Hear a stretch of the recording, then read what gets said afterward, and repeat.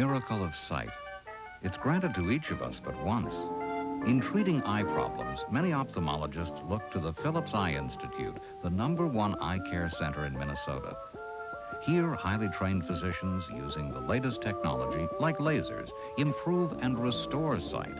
If you have a question about your eyes, call iWatch, 874-9000. The Phillips Eye Institute at Mount Sinai Hospital, Minnesota's #1 eye care center.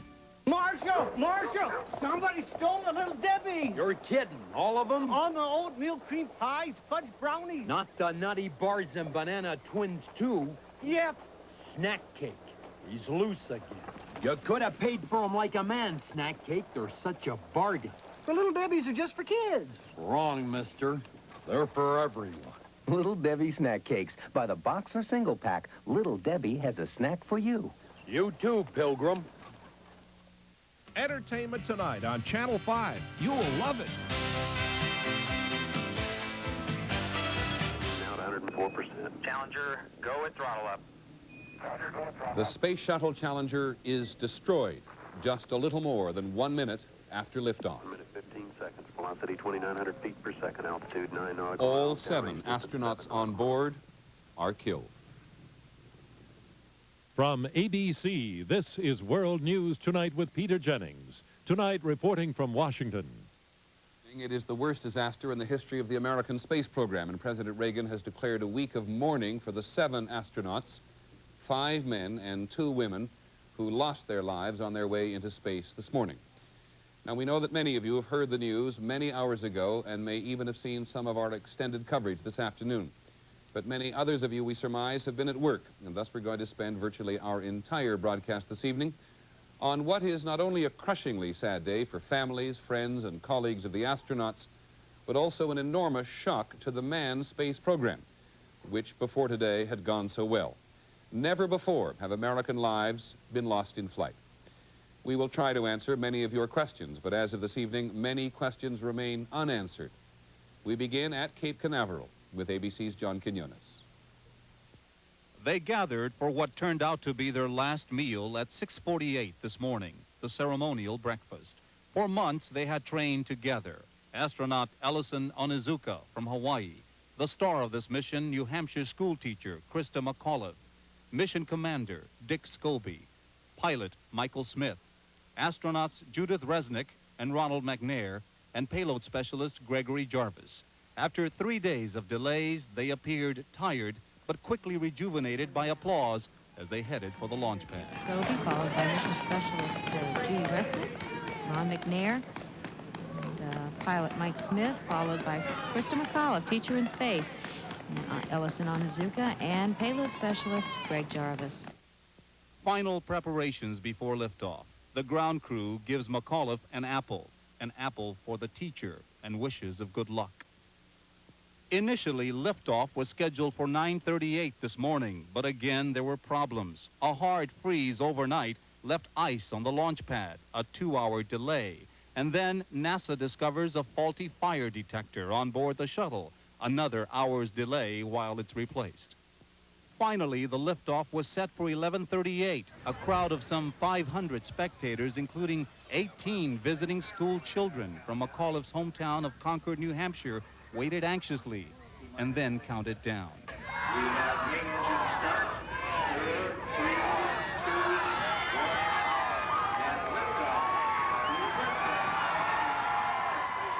The liftoff appeared flawless. The spectators, including Krista McAuliffe's parents, Grace and Edward Corrigan, watched proudly through tears of joy.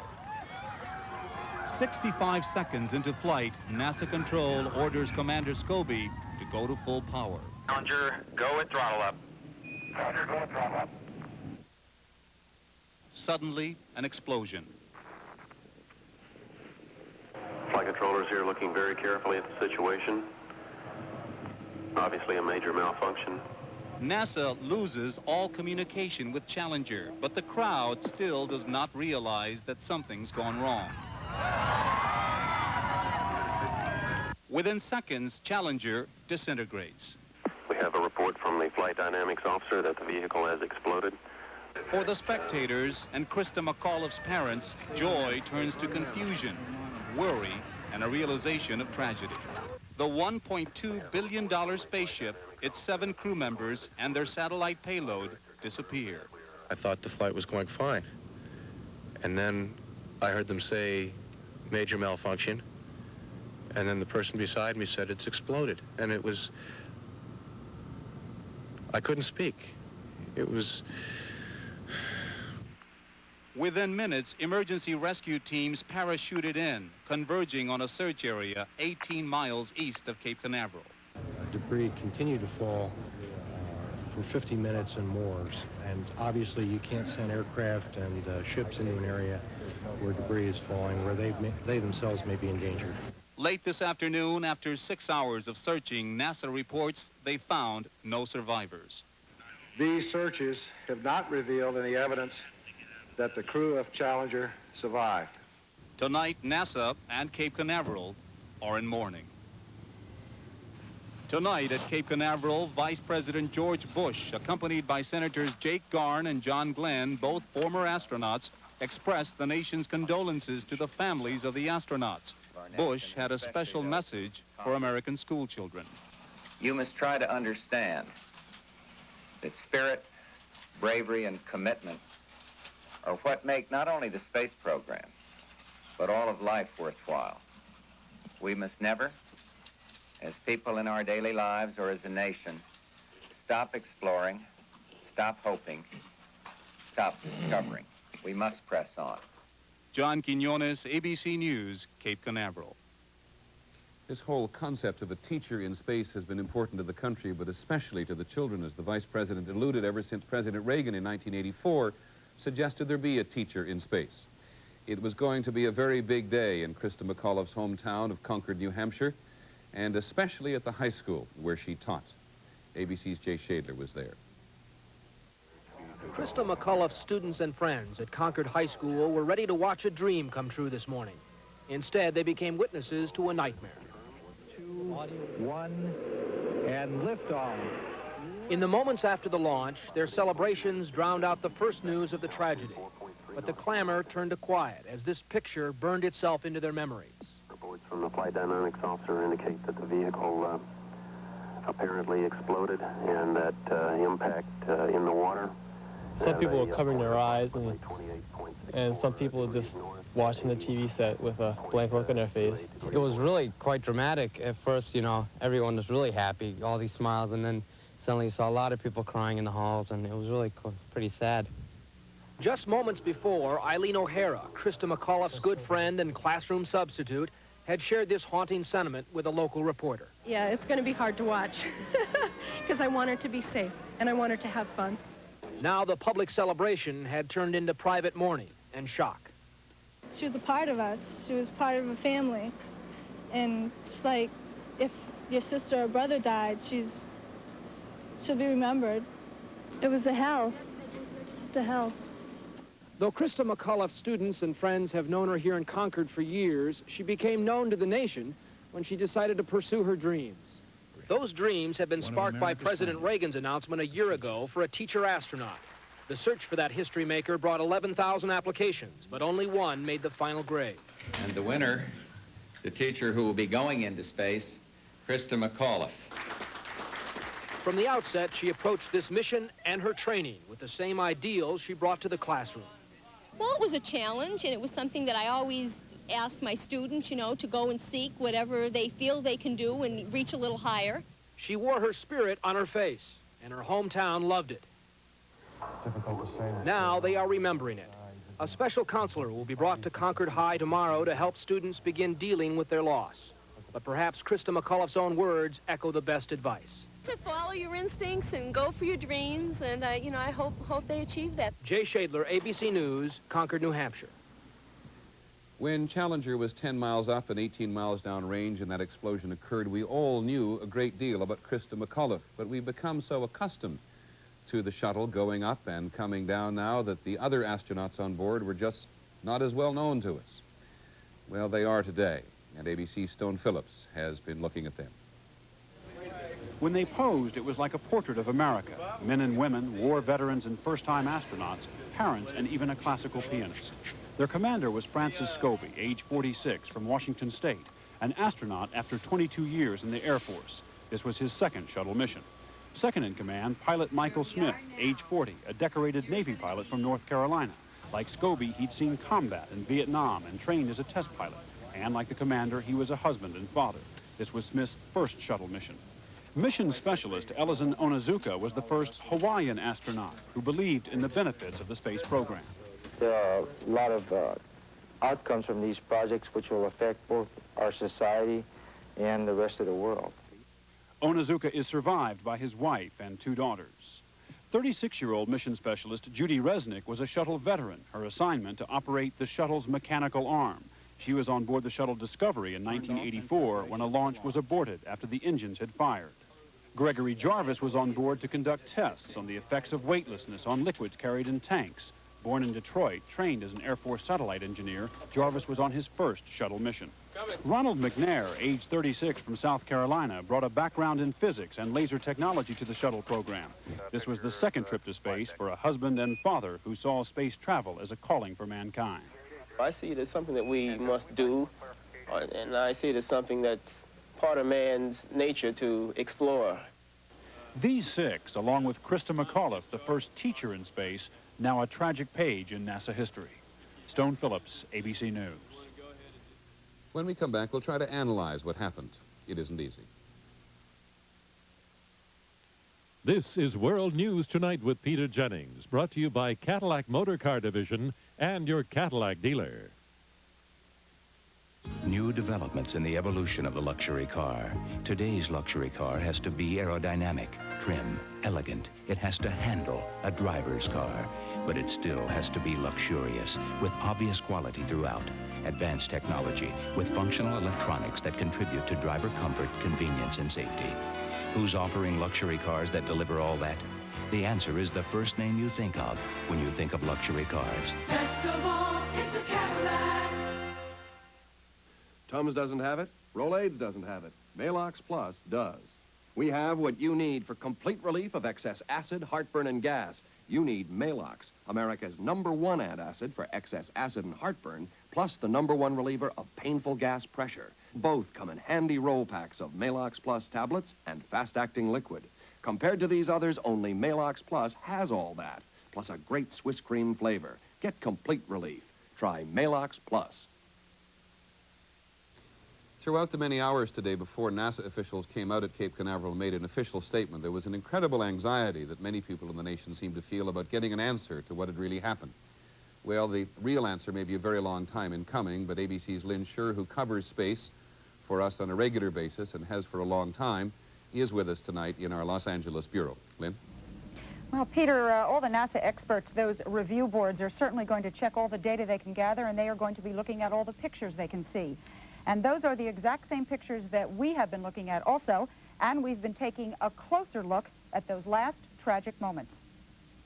Here you see what they call a nominal ascent. All those words, textbook, picture perfect, and then suddenly a tiny flame just where the fuel lines go from the big external tank into Challenger itself. On the left, with the arrow, a plume where gases from the tank are forming, obviously feeding the fire. Now you will see the flame creeping up the external tank in between the tank and the shuttle itself. This is the beginning of the huge, catastrophic explosion that absolutely engulfed the entire system. You will see a second explosion right at the top of that big external tank. This is obviously what put the entire thing into flames and probably what destroyed the shuttle almost instantly. Now for a moment the smoke clears and we see emerging apparently the top of Challenger. We think this is the last picture we have ever seen of Challenger before it fell to the sea with its precious cargo. And as the sequence is going to continue, you will see that mammoth, horrible explosion on the right. One of the solid rocket boosters split away now from the tank and the shuttle itself. These boosters cannot be controlled once they're lit, so it has obviously gone off on its own into the wrong place, but it does not appear, I repeat, appear from what we can see that it was the cause of the explosion or that anything happened to it. So that's the sequence. We can see that. We can try to understand it. What we don't know is why it happened, and that's what we now need to find out. Peter? Lynn, thank you very much. Joining us tonight from Houston is the former astronaut Gene Cernan from the Apollo program, and he also has seen this same sequence repeated many times throughout the day. Gene, I know your reluctance to speculate and share it with you, but do you see anything in those pictures which give us a clue? Well, I think the analysis Lynn presented, the only one we have to work with because, you know, we don't have access to the data, and it would take even us, if we had the time, weeks and weeks to analyze it. But just simply from the pictures, it sounds to me like her analysis, as it was portrayed, has got some substance to it. We can't answer why. We don't know why. We don't know why it might have happened, but from those pictures we might very well be able to see what happened. Remember that tank that she referred to is carrying thousands and thousands of pounds of liquid oxygen and liquid hydrogen. Hydrogen is a propellant. It burns, it explodes. Liquid oxygen is the oxidizer, like air, which supports a fire, which allows it to burn. And if you burn it as a controlled substance, if you meter it and you burn them together properly like you do in the engines, it's an ally. But when you allow them to join in an uncontrolled atmosphere, what can happen did happen. Gene, very quickly, I'm afraid, but can you tell us why there was no escape mechanism on board today?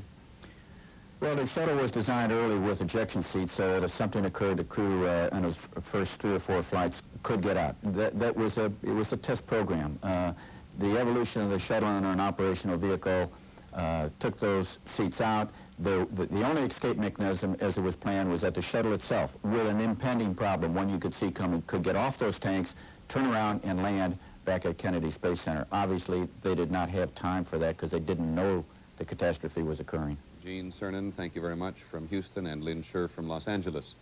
When we come back, we'll have the reaction from the President and from Congress.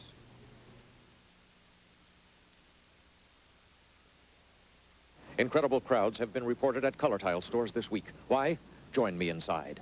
Could you tell us why all the excitement at Color Tile? Oh, that's easy, darling. It's this beautiful half-price ceramic floor tile. No! The reason is half price on this gorgeous mosaic tile. Huh?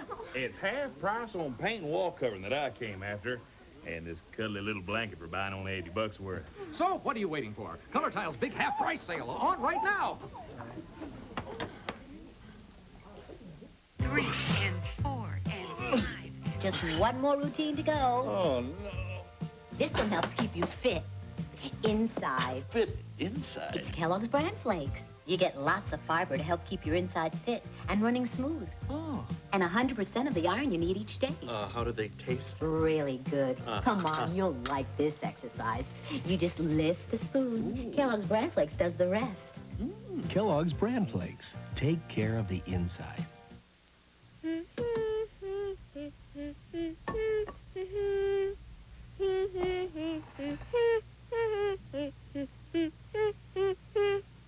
There's something about Hellmann's. Perfect with everything, Hellmann's. That you just can't forget.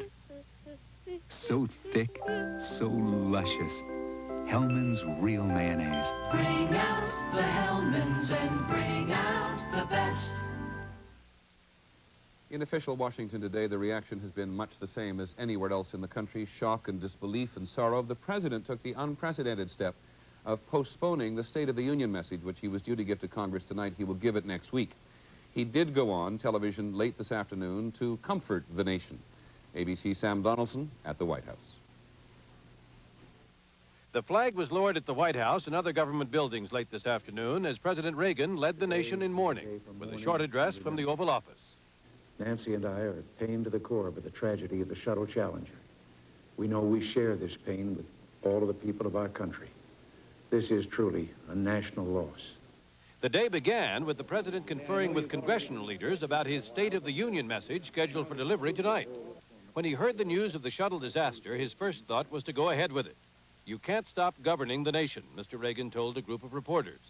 But as the president and his advisors kept watching the television replays of the explosion and the reactions of relatives, school children, and others, Mr. Reagan changed his mind. The president thought it was entirely appropriate that his State of the Union be deferred. The State of the Union speech was put off until next Tuesday. Vice President Bush was dispatched to Cape Canaveral to express the president's concern to people there.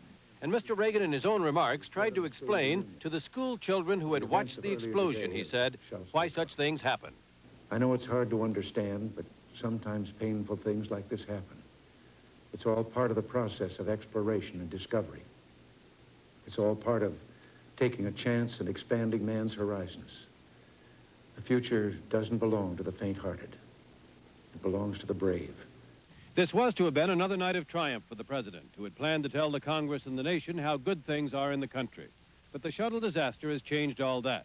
Officials here are shaken by the loss and by the fact it has happened on Mr. Reagan's watch. Sam Donaldson, ABC News, the White House. This is Britt Hume. Officials usually keep emotions under control in Washington, but today there was no hiding them.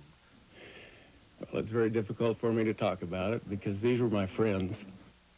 It's been an amazingly successful series of triumphs through the years.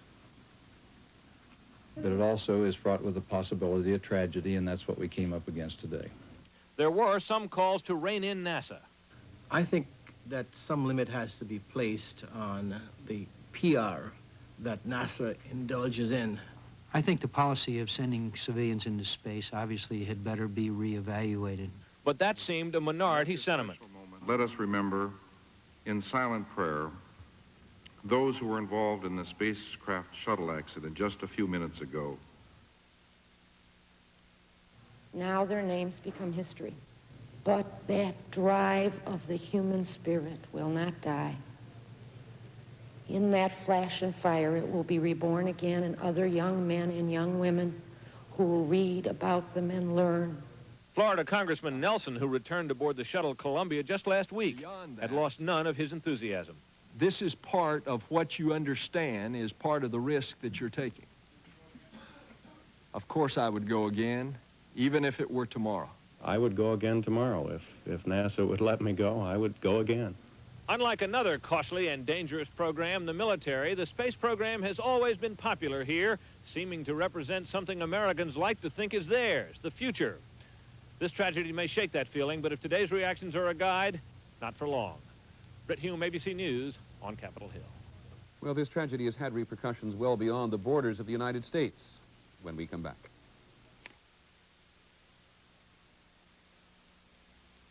You know, learning to read is tough.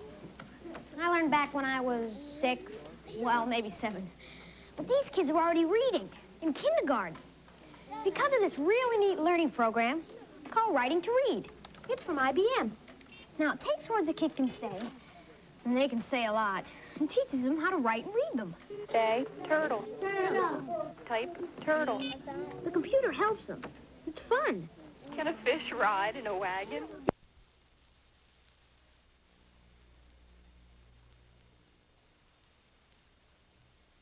Eludes the first rush, complete. But well short of the first down, the tight end Kaufman, number 82, got to his own 45-yard line, where Studwell and Best combined to stop him. And it'll leave a 4th down and 13 after the 11-yard gain. So the Vikings, after digging themselves out of that hole on Coleman's fine punt, come up well defensively here, and they'll get the ball back. Joe Prokop's first punt of the afternoon for Green Bay. He has a tendency sometimes to line drive him, which can be dangerous.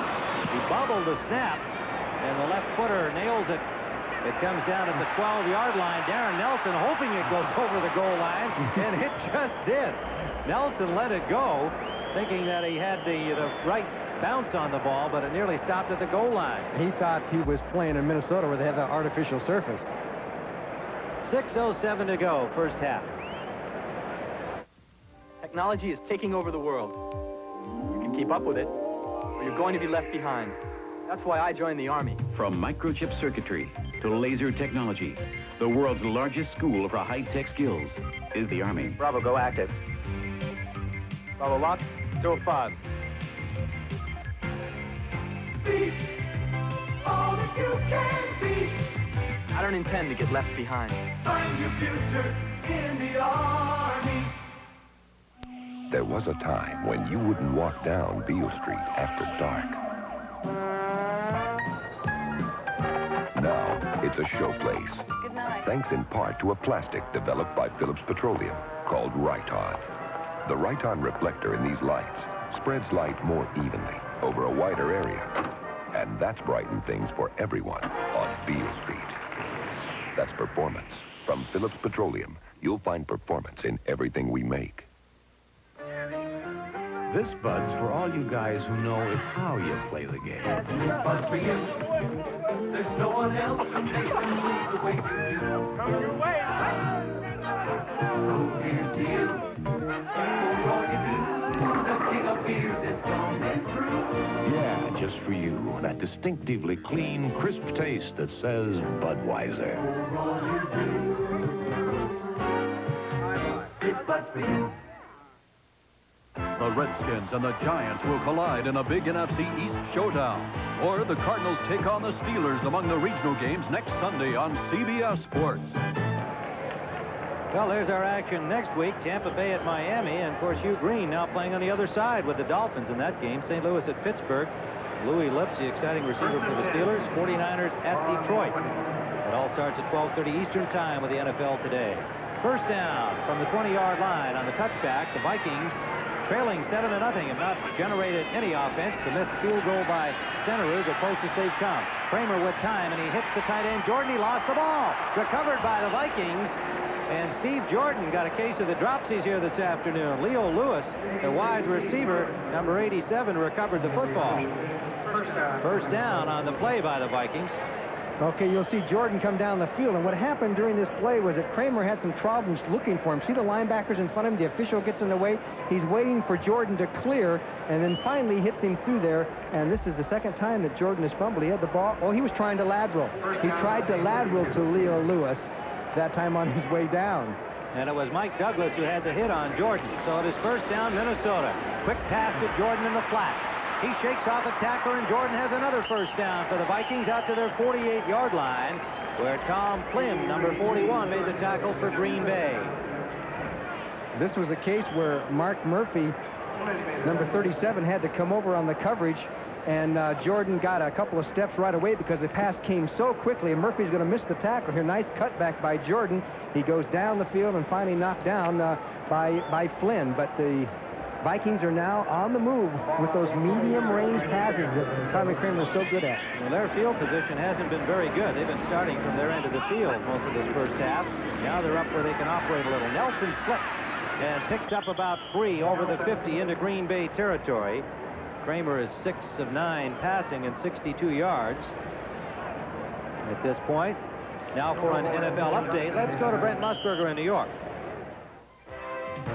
All right, Tim, now it's the Los Angeles Rams who are up by 7 after a turnover. They come right back down, and it's their great running back, Eric Dickerson, who steps in for their second touchdown, and they lead Tampa 14-7. Back to Tim.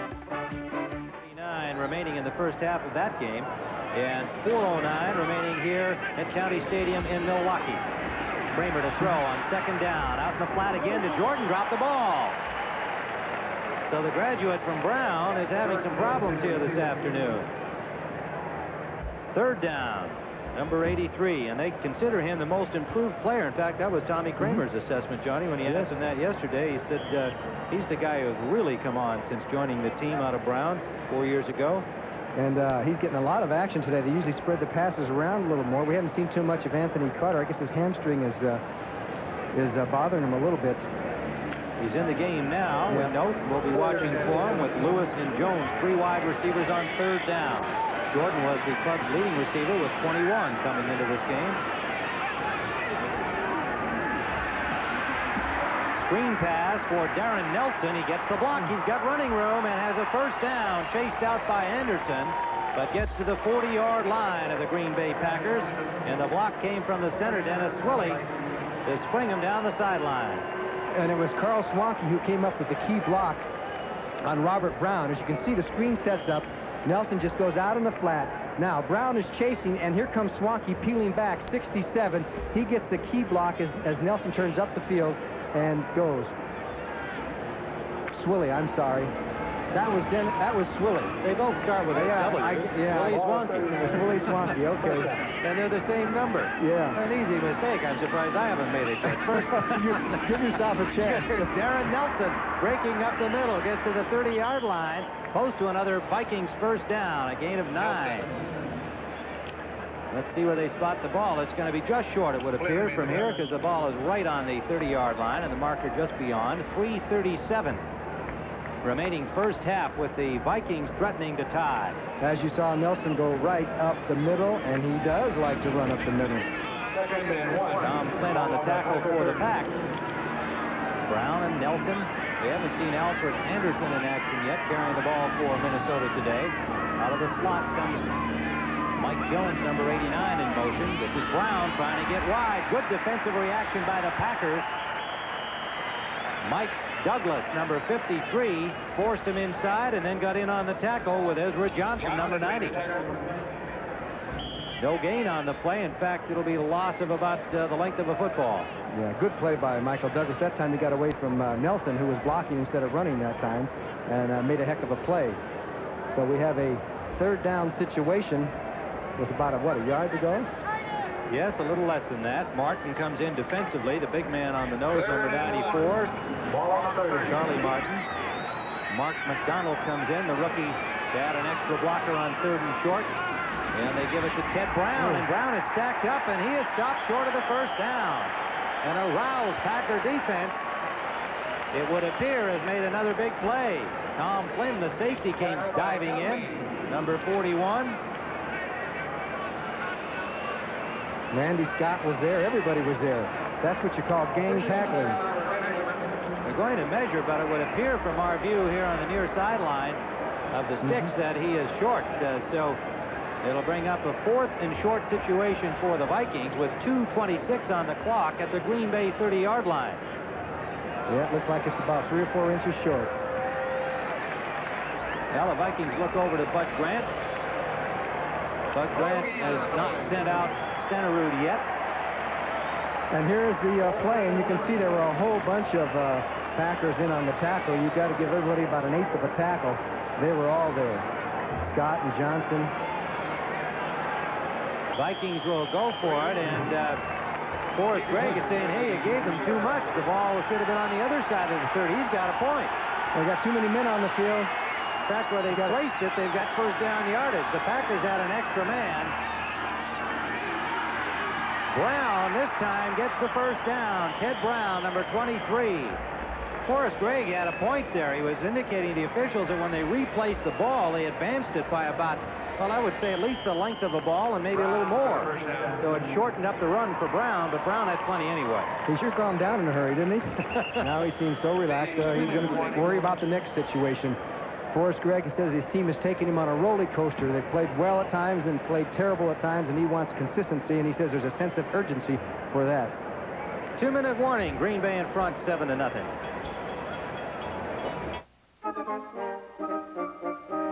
Families have come to us. They believe in Liberty Mutual Insurance. Our house is special to us, so we shopped around for homeowners insurance. Liberty Mutual gave us the right protection at the right price. We believe in liberty. America believes in liberty. Liberty Mutual Insurance.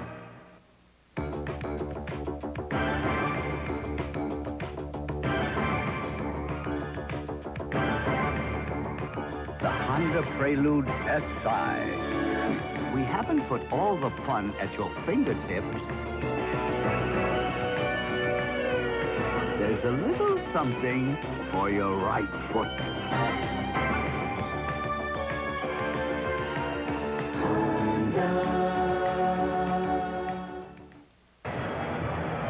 Coming up at halftime, the NFL Today will have Brent Musburger with scores and highlights from around the league, and our feature today is called Finesse versus Force. Bill Walsh of the 49ers, Mike Ditka of the Bears, the two coaches who face each other later today on our doubleheader game. Is Ditka all force? No, he's developed a lot of finesse. He's got force and finesse. That should be an interesting feature, and it should be an interesting game today when the 49ers play the Chicago Bears. the monsters of the Midway once again. Later today, our doubleheader action following our game here in Milwaukee's County Stadium, with the Packers leading 7-0 in what has been a low-scoring game for a couple of teams who've been airing it out the last couple of weeks. And with 2 minutes to play in the first half, only one touchdown has been scored, only one other scoring opportunity, and that was a missed field goal try by Jan Stenerud of the Vikings from 47 yards away early in the first quarter. And we see that Dallas has now taken the lead over Pittsburgh 7-3 in the second period. Look at this one. The Bengals 14-0 over the Giants second quarter. And we've just been handed that one. It's now 21-0 for Cincinnati. Houston has gone on top of Cleveland 3-0. And an update on that, just another field goal by Tony Zendejas makes it 6-0. Denver in front of Indianapolis 6-0 in the second period. 2 Boomer Esiason passes for Cincinnati and a James Brooks run as Cincinnati in front of the Giants. Irwin is back in the lineup. He was out for a couple of plays with the rookie Mark McDonald in. Apparently is all right.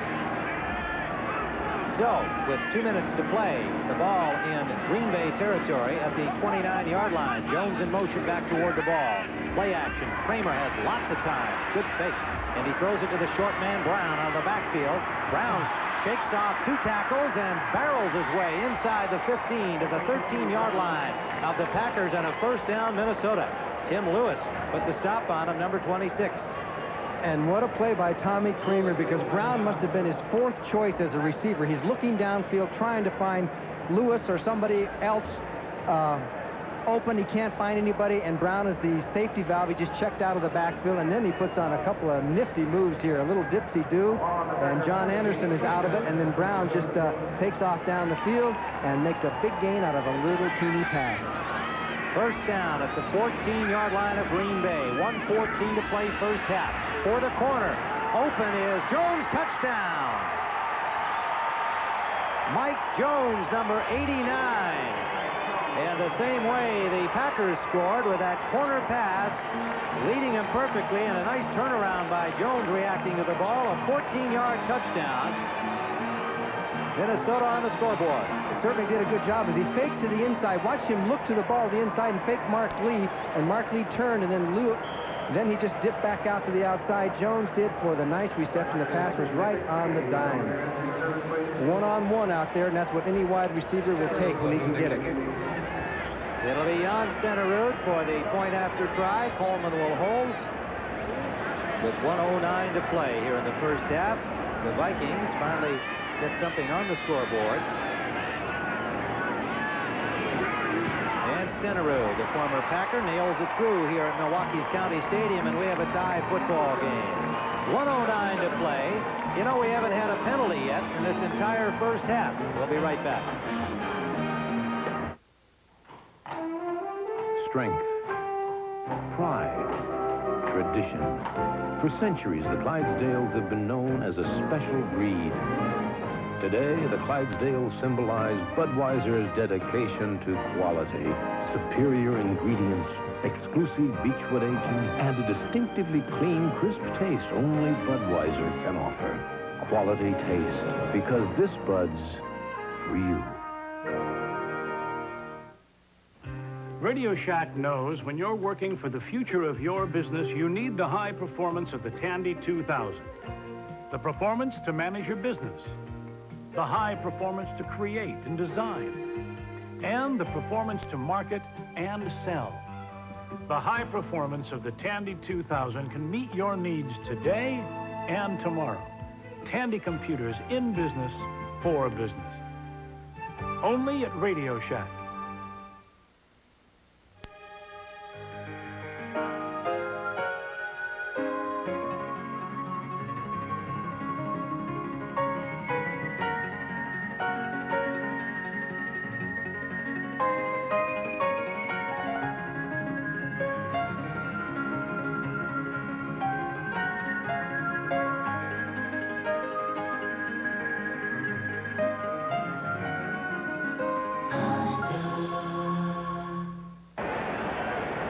Tim Ryan and Johnny Morris at County Stadium, where the Vikings have tied things up. Minnie Osta there has gone 80 yards in 80 yards to tie things up with 6 passes and 5 runs. A nifty drive by the Vikings.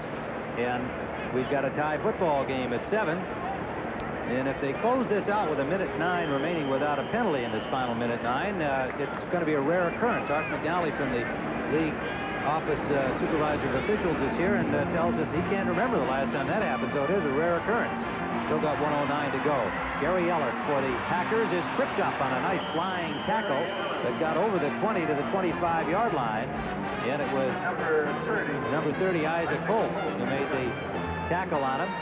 But the Pack will start from their 24-yard line with 1:05 to try and take the lead again, a 19-yard return. Well, we'll get to see the Packers practice their 2-minute offense, or we should cut it down to a 1-minute offense. 1:05, and Blake Moore will be the center to snap on the shotgun for Dickey. 3 receivers, and they give it inside to Ivory, a big hole. Eddie Lee Ivory still going all the way out to the 44-yard line. Beautiful play by the Packers. Vikings reading pass, as you would expect. Studwell made the tackle, a 20-yard pickup, 47 seconds. Just an inside forward handoff. Ron Hallstrom came across and made a nice block there to open the hole, as we see the next play. Was knocked down on the play by Mullaney. Mark Mullaney, big 6'6" tackle, reached up and batted away the pass intended up the middle by Lynn Dickey. That stops the clock, 41 seconds remaining. Jeremy Brown, game 5. At their 44-yard line, 2nd and 10, Green Bay. Tie football game. Dickey to Jesse Clark opened the scoring in the 2nd period, and Kramer to Jones tied it up. Out of the shotgun, Dickey sidesteps the rush and hits Loft, and he's hit immediately after a gain of only about 3. Joey Browner, number 47, put a pretty good lick on him. Timeout called by the Packers with 33 seconds remaining. The second timeout taken by the Packers. They took one earlier, and we have our first flag down, I believe. Is there a flag or not? No, I don't see it, but you know, that's an unbelievable pass play where he could wind up catching that ball 1 yard deep coming across. As you can see, Dickey looking, and he's going to a secondary receiver. And now Lofton comes back from the other side, and he catches the ball. It's almost like a flat pass at the line of scrimmage for James Lofton from the other side of the field. Forrest Gregg obviously didn't like that play too much, as they're figuring strategy. Obviously, they're going to try and get to field goal range, not thinking touchdown so much right now. If they can get a couple of nice completions down the field, they would have a chance to kick a field goal before halftime, because there's not very many seconds left. 33. They got only a yard on the play, and it's 3rd and 1, so they'll be no doubt getting several plays ready here in the hurry up with 33 seconds remaining to play. And there was no penalty, we reiterate, so there hasn't been one yet in this first half. Dickey 7 of 12. 3rd and 8. Third down, 9 yards to go. 5 defensive backs in for the Vikings. 4-man defensive front. 4 rushmen. Dickey from the shotgun, and he was hurried, and there's the first flag. The pass intended for Clark did not arrive, as the pressure from Doug Martin forced Dickey to unload a little earlier than he wanted to, and a flag is down with 29 seconds to play in the first half. Was there a hold back there? Well, we came close to going a whole half without a penalty. Very close. Illegal use of the hands. Number 65. Offense. Penalty decline. 4th down. Ron Hallstrom, number 65. Illegal use of the hands. How does that go? If it declined, that means we still haven't had a penalty, right? Well, that's an interesting technical point.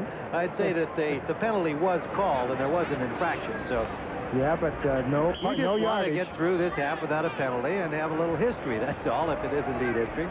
Nonetheless, the Vikings decline, and it'll be Procott, the left footer, angling toward the sideline, and the ball goes out at the 30-yard line of Minnesota, and they'll have at least a couple of pass plays here with 23 seconds left. Just a 24-yard punt by Prokop. And he's not too thrilled with that. Neither is his coach. Coming up at halftime, Brett Musburger with scores and highlights to bring you up to date on the rest of the action around the league, and a little feature that'll set you up for the doubleheader game today with Bill Walsh and Mike Ditka, the opposing coaches, when the Bears meet the 49ers later this afternoon from Candlestick Park. And of course, that's a big game as far as these two teams are concerned. The Vikings at 3-2 and Green Bay at 2-3. If the Bears would win that game and be 6-0, the loser of this game would be in real bad shape. 3 wide receivers for the Vikings. 7-7 the score. Kramer out of the shotgun, gets time, deep sideline, diving catch by Leo Lewis, and a dandy to midfield. Number 87, Leo Lewis. First down at the midfield stripe. 17 seconds on the clock. On the 50-yard line. And you could see the timing on that. The precision was fantastic, and Lewis came up with really a fine catch there. That pass was halfway there before he even made his cut. That's called precision passing, and Kramer put it right on the dime, and Lewis did the rest. Another Lewis, no relation. Tim Lewis had the coverage. 30 man from Pittsburgh. High snap taken by Kramer. Kramer goes back to the same area, and this one is incomplete, intended again for Lewis. Leaves 12 seconds on the clock with second down. And let's give credit to Tim Lewis. That time he got the best of the situation there. Good coverage on Leo. So they're even 1-on-1. Kramer 10 of 15 now, 119 yards, and told us yesterday that he likes to get started throwing the ball early. A timeout is called by the Vikings to get a rhythm in his passing game. And the way this first half has been played, Kramer's not really had an opportunity to do that. He threw an interception early, and since that time, the game has not allowed him the opportunity to get into a passing rhythm until late here in the second quarter, when they finally got that drive downfield for the tying score. In fact, Tommy says, I'd like to come out there and throw it every down if I had could. a choice. Yeah. Well, last week they established a little bit of a running game against the Rams. They haven't been able to do that against the Packers. You know, the Vikings never have run the ball a heck of a lot. They are running a little bit more this year. I think the percentages are 54% passing, 46% rushing. Well, Nelson's been off to such a good start. They've tried to utilize him more. He didn't get much action last year under Coach Les Steckel. There you see the return man, Bud Grant. And, you know, we usually pass along injury reports. An important one we forgot was Bud's Labrador Retriever, Molly. Molly is recovering from knee surgery. Didn't make the all trip. Football players didn't make the trip. Molly is not at home with Buster Rhymes, however. I think Buster's at his home in Minnesota. What a job he has done. He says, well, there were so many people hurt. That is part of it. But Bud Grant has brought the stability and the desire back to the Minnesota Vikings. They lost it for a number of reasons last year towards the end of the season. Second down out of the shotgun. 12 seconds on the clock. Vikes have got their plan, but they're not going to get to execute it. It was Alfonso Carricker, broken hand and all, sacking Kramer back at the 45-yard line of Minnesota. Carricker, the second-year man from Florida State. He was their #1 choice a year ago. Timeout, Green Bay. Correction, Minnesota. Alfonso Carricker, number 76. And he's throws his man aside, and Kramer waits and waits and waits and waits. He always waits till the last second, and that time he couldn't find anybody. So you have to give credit to the Packer defensive backfield downfield, because there were no Vikings that could break open. Alfonso Carricker, you know, it's not easy to tackle people or to get by a tackle when you've got a sore hand and all wrapped up. Look at that, one finger sticking out and a thumb, and that's tough to play. It's tough to play this game when you're healthy, and it's tougher when you got to play with something like that. Lynn Dickey's playing with a bad thumb. Keith Nord has got a thumb all wrapped up, but the name of the game is you get out on the field and you play. Well, the Vikings, having taken their second timeout, they've got their strategy organized for 7 seconds here from their own 45-yard line. 6 defensive backs in for Green Bay, as you might expect, with Darrell Jones, number 43, Mike McLeod, number 28, joining the regular 4. You know, Tommy, Kramer told us last night that one reason he looks a little bit more mobile to the fans is that he's got a lighter knee pad or knee brace on. It gives him a little bit more mobility. The one he had on last year was so big and bulky. Three wide receivers sail down the right side. The sideline pass is incomplete. Tried to line drive it there to Jones, number 89. And Tom Flynn got a hand on it for the Packers, number 41. And 1 second remains, so they'll get one more attempt to chuck it downfield and hope something good happens. 7-7 ball game on a beautiful afternoon at Milwaukee's County Stadium. A little bit of a breeze coming up here in the second period. But temperatures still really quite warm. You can see Bud Grant, the Iceman over there, is in his short sleeves. Anthony Carter went out. Darren Nelson is one of the wide receivers. And he just throws it up there, and let's see who gets it. Well, the Packers had the best opportunity, but it is incomplete. And that'll end the first half here. It was Mike McLeod who had a chance at the intercept, if it mattered anyway. So that's it here. For halftime in Milwaukee, we are tied at 7.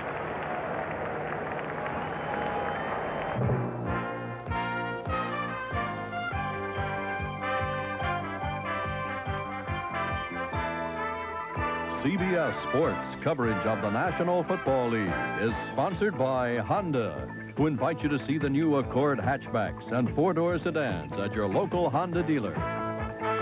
Budweiser, for all you do, this Bud's for you. And by Liberty Mutual, for your auto, home, life, and business insurance.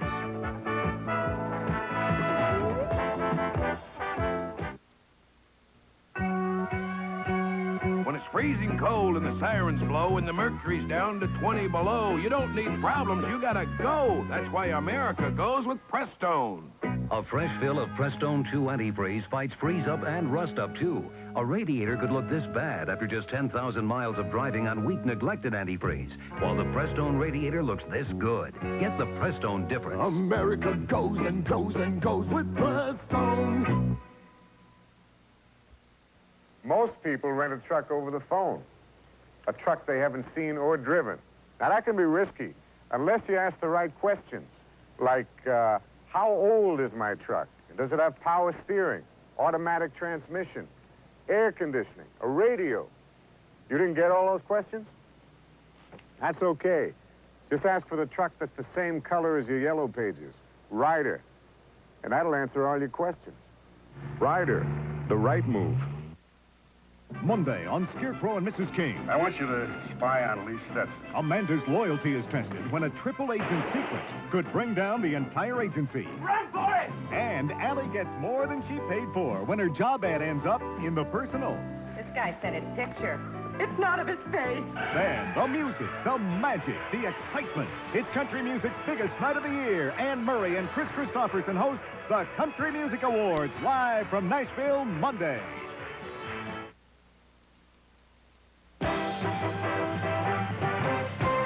All right, a quick scoring update for you, and then we're going to hear John Brody on Bud Grant and his decision a week ago. Right now, of course, the Los Angeles Rams and the Tampa Bay Buccaneers, 17-14. The Buccaneers with the lead. A Ram turnover allowed them to get ahead in the second quarter in that game.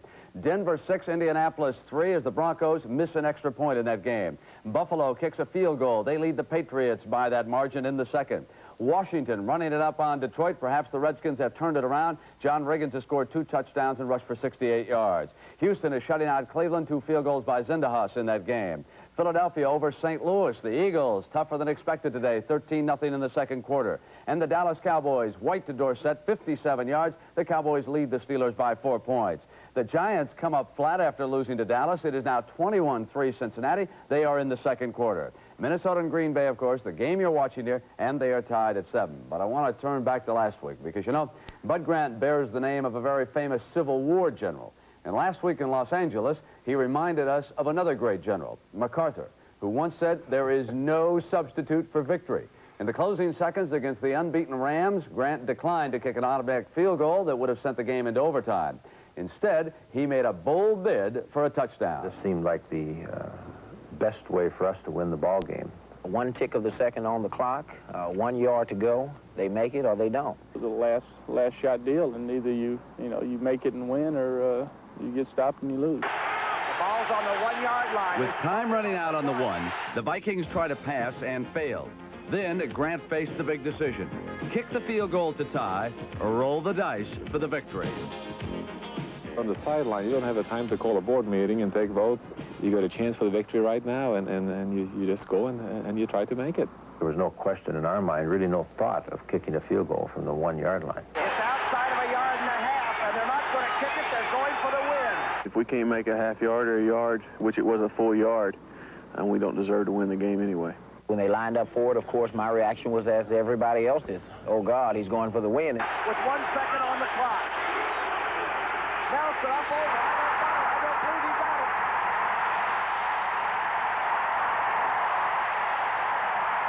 I would have done the same thing. They really had us on the ropes, and I thought it was a good decision, and I don't think you question those kind of people when they make those kind of decisions. John, do you agree with the decision, and why did he do it? I personally do this time because I think Bud Grant would have loved to have had an opportunity to make 2 feet to beat the Rams in L.A., and I don't think a tie would have got him that. All right, and we continue after these messages from your local stations. Next Saturday, Purdue quarterback Jim Everett will lead the Boilermakers into Columbus for a showdown with Big Ten power Ohio State. Then it's a battle of national powers as the third-ranked Michigan Wolverines take on Heisman candidate Chuck Long and the #1 ranked Iowa Hawkeyes. Or see explosive Bo Jackson and the Auburn Tigers go against the Georgia Tech Yellow Jackets. A college football doubleheader next Saturday on CBS Sports. This is CBS. Hey, I was into fitness before fitness was even in. When it comes to fixing up your body, I wrote the book. And when it comes to fixing anything else, they did. See, I may be an expert in the health club, but when the plumbing in my house gets sick, I'm pretty feeble. So I just pull out the Yellow Pages. In no time at all, I can find a specialist to work out the kinks. Next time you've got a heavy problem, just use the Yellow Pages. It's exercising good sense. The Northwestern Bell Yellow Pages, published by U.S. West Direct. For the best protection in a tough game, nothing tops the Cooperall girdle, except this. Introducing the new Upper Body Protector. The next step in the Cooperall system. Lightweight and comfortable, it stays with you on impact. Flexing and protecting like a second skin. Get the Cooperall Upper Body Protector, part of the Cooperall system, because when you get hit in the game of hockey, you get hit hard. I'm Stanley Gain. I believe in our Champion battery so strongly, I'll tell you what. If the Champion fails to start your car under normal operating conditions during the first year, return it, and we'll replace it absolutely free. After all, there's really only one reason to buy a battery.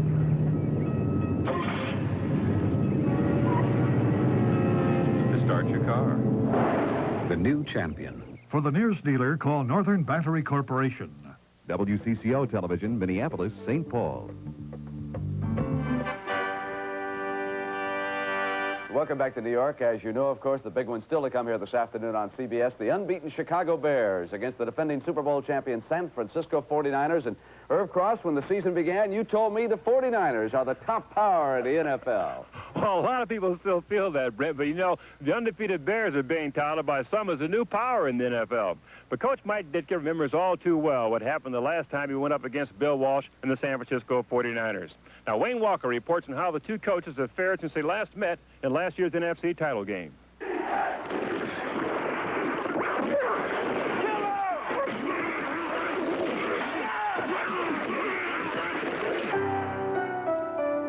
I got a little frustrated myself on the sideline, and we really departed from what had got us to the playoff game, and it hurt. And I would blame myself for that more than anybody else. We're going to try to prepare our football team as good as we can to play the best team in football. And they are the best team in football. They're the world champions, and it's going to be a tremendous challenge for us to be able to stay on the field with them. In the past, we'd finish people. This year, we let down once we got the lead, assuming we were going to win the game, and we lost it. I think we have a good attitude, and we still are the reigning champions, but we are yet to be in sync as a football team. We haven't played the kind of football that we expected. We've seen it in spots, but we've made more error than we have in the past, and those errors have cost us 2 ball games as of now, hopefully not anymore. Bill Walsh and the defending Super Bowl champion 49ers have been an inconsistent 3-2, still looking for their 1985 identity. So for this game at least, it appears that the pressure is on Bill Walsh and the 49ers. A critical factor, it'll be a hard-hitting, punishing game, but at some point some mental error will be made by someone on either team that could be the difference. Unlike the last meeting, the daring and sometimes reckless Jim McMahon will start. He guides the highest scoring offense in the NFL. It's a balanced attack that no longer relies solely on Walter Payton. This diversified offense gives Mike Ditka newfound confidence. Going in this time, we're a little better on the offensive side of the ball, and our offense right now is becoming very, very confident because of what Jim McMahon has done. He just believes that there's not a situation that he can't overcome. He's our catalyst, just like Joe Montana is the 49ers catalyst. But I don't know how we're going to contain Montana. I doubt that you really contain him. I think the best thing we could do is put a lot of pressure on him. If we could do that, I think we would help ourselves tremendously. This will be a knockdown, drag them out, rock them, sock them, old-time football game on grass.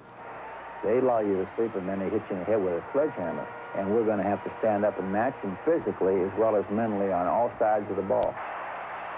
Both teams have undergone some major changes since last year. Now, the 49ers drafted Jerry Rice in the first round, a great wide receiver with deep speed, but Coach Walsh isn't quite sure how he's going to respond in a pressure situation. The Bears, on the other hand, with their #1 pick, William the Refrigerator Perry, who came into camp at 340 pounds, has trimmed down to a spelt 318 and has become a holy terror on special teams. So watch him on the kickoff because he comes down with a wallop. It's going to be a real barn burner. Brett?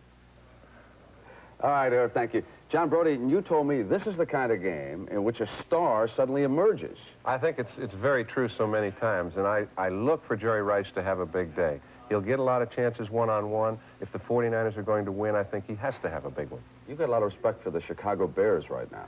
I do. I think all they need is a little respect for themselves. They're one win away, in my opinion, from getting that. And that one could be coming up this afternoon. So the big one's still ahead of us, Chicago against San Francisco. And right now, let's send you back to the stadium and the game you're enjoying on CBS.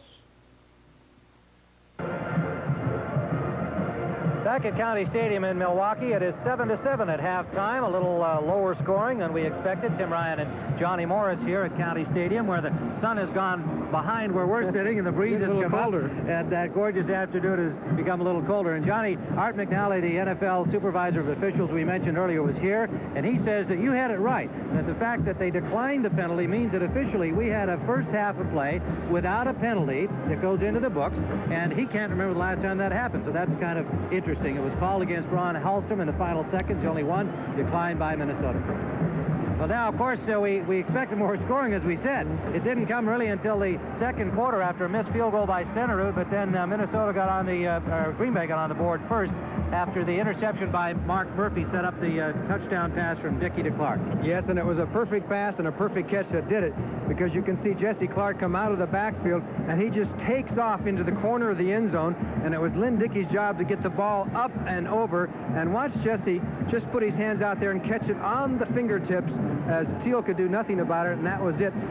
Green Bay's only touchdown of the first half, and that gave him a 7-0 lead. Well, Clark has been the rushing force in the early season going for Green Bay, and he winds up making the only scoring play on a pass reception on a fine pass from Lynn Dickey. Well, the Vikings finally got it back, got on the scoreboard midway through the second period, and a similar kind of a pass just from a little farther out there at the 20-yard line. It was a touch pass, kind of like a fly pattern, as Mike Jones just went straight up the field, and Kramer lofted it high and a little bit to the outside, and Mark Lee put his hand out there to try and knock it down, but it was a perfect pass. Jones took it, and that tied up the ball game. It was a 7-7 game, and that's the way it is at halftime. Not a whole lot of scoring. In fact, not a whole lot of offense. No, I think Green Bay's defense particularly has been very impressive, holding the Vikings in their own zone. Kramer was 10 for 17, and Dickey was 7 of 12 passing in the first half. Let's take a look at the rest of the stats. Well, you can see total yards, 144 for the Vikings, 120 for Green Bay.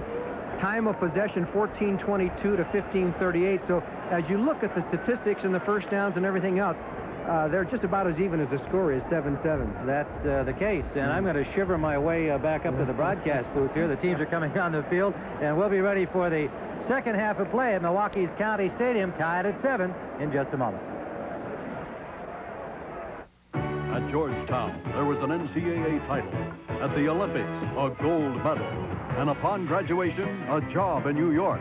The second pick in the 1985 NBA draft goes to the Indiana Pacers. The Patrick Ewing era begins October 26th on CBS Sports. Test pilot Chuck Yeager for AC Delco. Up here, power when you need it can save your neck. When you get back down to your car, it helps too. Today's smaller engines need extra firepower from a spark plug, and AC delivers. If you could look inside your engine, you'd see an AC spark plug delivering up to 30,000 volts, firing 30 times a second. Firepower when you need it from AC. Get rebates now on AC spark plugs. Never wait for trouble. To Jim Peck, who had 5 business lunches in 3 days, Republic Airlines awards the comforts of perks. I've earned them. To Denise Cresta, who had to preview 400 patterns of plaid, Republic awards the Executive Suite perk. I've earned it. And to Ron Barry, who had to be in 3 cities at the same time, Republic awards a free trip after only 20,000 miles. He's earned it. We make you feel like flying.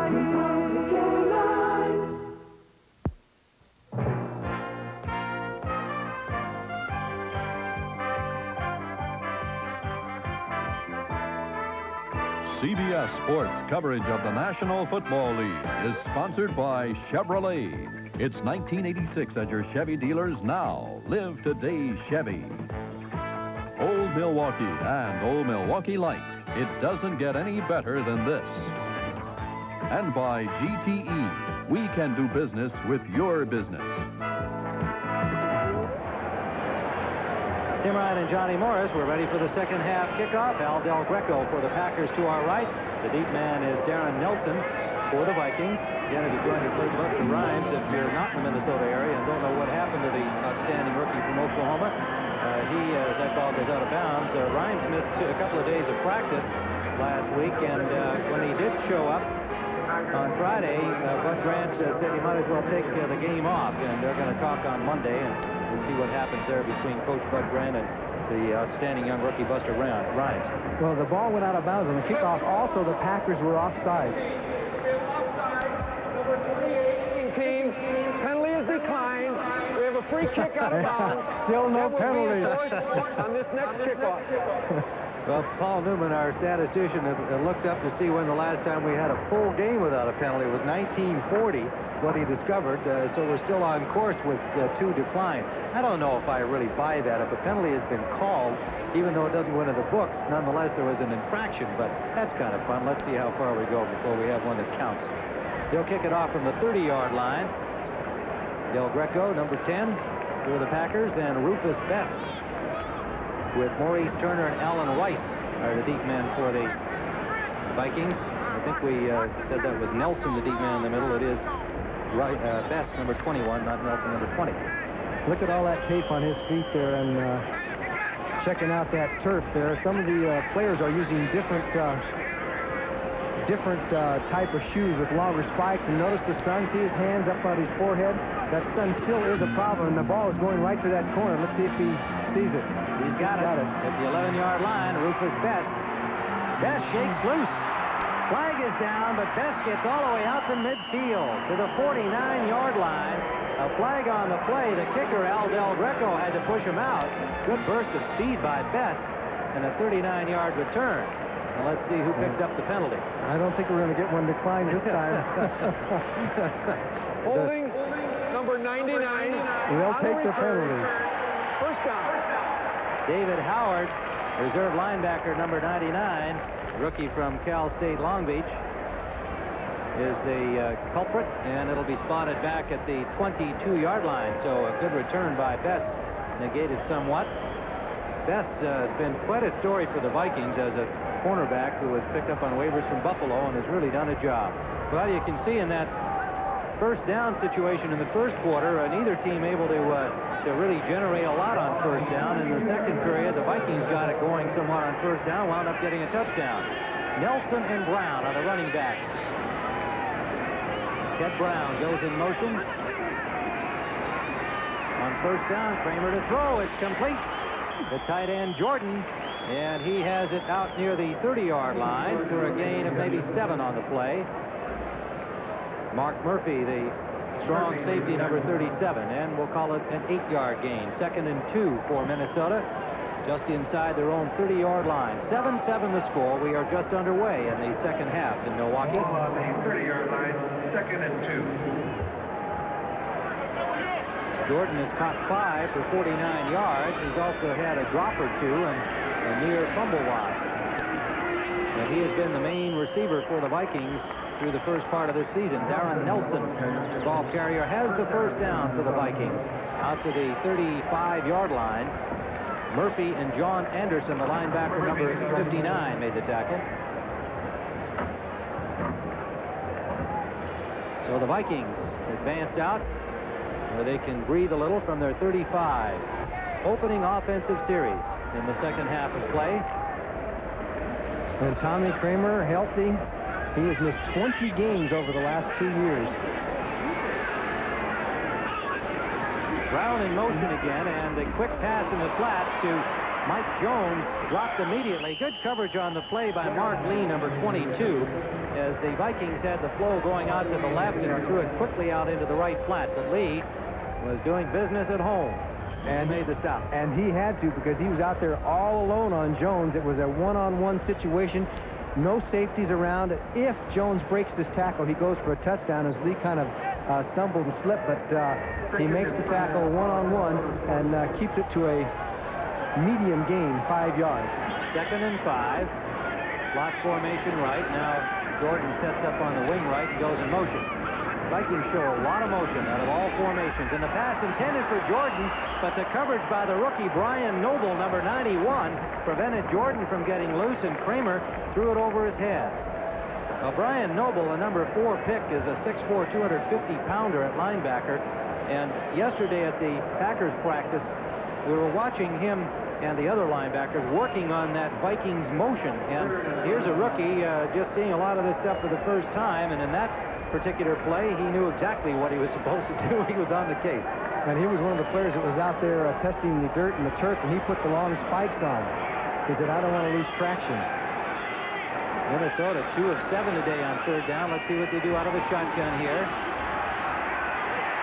Just got it away, intended for number 81, Anthony Carter, the first pass thrown at him today, but it is incomplete as the pressure arrived just as Kramer unloaded the ball. Charlie Martin, number 94, leading the charge. Mark Lee had the pass coverage, number 22.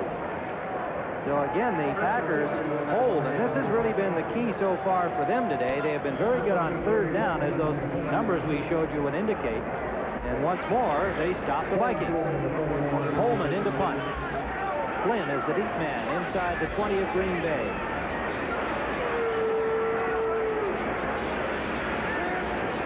Long count by the Vikings. Low snap fielded by Coleman. Good kick by Greg Coleman. Flynn at the 15 made the catch, gets away from the initial tackler, and another, but he had stepped out of bounds evidently at about the 12-yard line. 47-yard punt by Coleman, and credit to him, Johnny, because he had to field the snap, and he was still very much in control. Yes, the snap hit the ground before it got to him, which makes him a live game. They don't have to worry about roughing the punter or anything like this. And then Tom Flynn, back on the reception, didn't try and fair catch, even though somebody, Browner, was right on him. He's lucky he didn't fumble that football. We'll be right back. Lean on me when you're not strong, and I'll be your friend.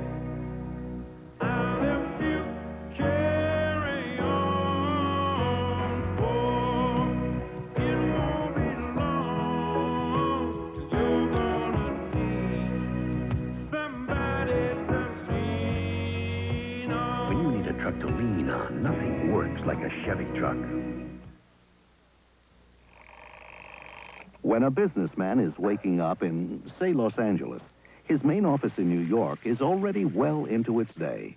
And very often there's information the main office would like men such as this to have the moment they come in. Well, now, through a modern computer innovation called telemail, they can send them that information and have them punch it right up the minute they arrive. Porsche? No, GTE. The Florida Everglades and Old Milwaukee both mean something great to these guys. The Everglades means airboating, as close as you can get to flying without leaving the ground. And Old Milwaukee means a great beer. Cold, crisp Old Milwaukee beer and smooth, golden Old Milwaukee Light. There's nothing like the flavor of a special place in Old Milwaukee beer. Old Milwaukee and Old Milwaukee Light. Hey, guys, it doesn't get any better than this. First down from the 12-yard line of Green Bay. Lynn Dickey brings out the Packers, a four-man front on first down for Minnesota. In motion, the tight end West. The pitch out to Ivory. Ivory tries to cut it back. The Vikings shut him down behind the line of scrimmage. So all of those Vikings defenders on the front stayed right at home as he started left and came back. They were waiting for him. Dolman, the rookie, made the tackle. Washington in front of the Lions 17-3 at halftime. Are the Redskins back, or are the Lions maybe... They might have been a little bit overrated. Yeah, right. Wow. Tampa Bay 20-14 over the Rams at halftime. They're not playing like an 0-5 team. Tampa Bay has a better team than the record indicates, and you saw Cincinnati there with the New York Giants. Yeah, doing a job on the Giants so far. This is Jesse Clark. Clark on 2nd and 12 got back over the original line of scrimmage, but not by much. And Philadelphia leading St. Louis 13-0. We assume Jaworski continues at quarterback for the Eagles. Buffalo leading New England 3-0 at halftime. That's a real barn burner. And Houston 6-0 over Cleveland in the third quarter. And we do see that Jaworski is the quarterback for Philadelphia today, and has just thrown a touchdown pass to John Spagnola for that 13-0 lead over the Cardinals. Shotgun. Third down and 8 out of the shotgun. Dickey at his 5-yard line, eludes the pressure and complete to Clark, who took the hit and held on. It was Rufus Best, number 21, who got a good shot on him and managed to stop him short of the first down yardage. Good effort by Clark, but the Packers will have to punt. Well, you know, Clark is a load, about 235 pounds out of there, and you're going to see Rufus Best come and make contact, and he doesn't hold anything back. And he really jolted him, knocked him down. The Packers will be forced to punt. Darren Nelson awaiting the punt from Prokop. And the left footer really nails this one. A big punt. Backs up Nelson all the way to the 25-yard line of Minnesota.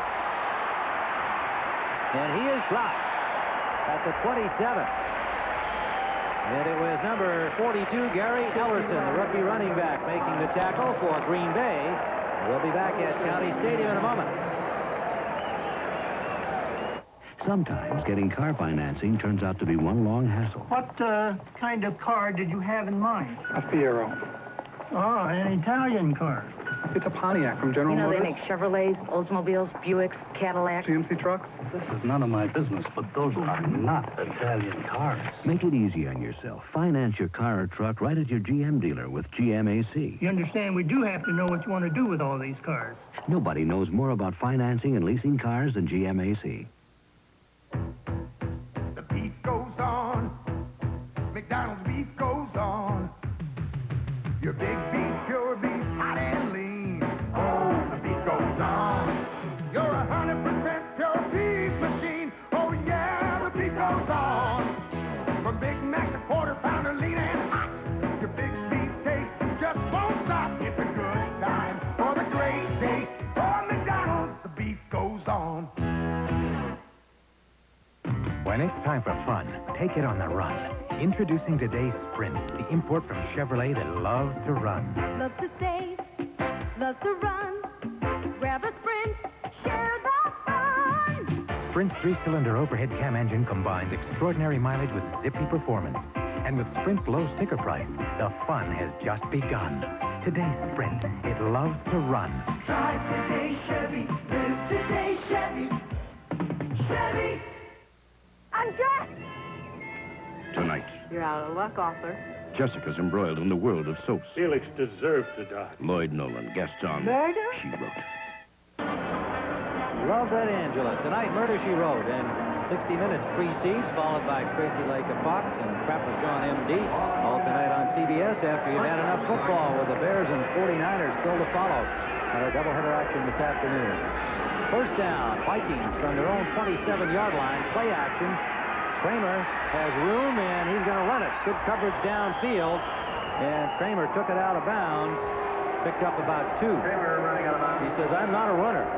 That was an interesting discussion, asking him whether he considered himself a scrambler like other guys.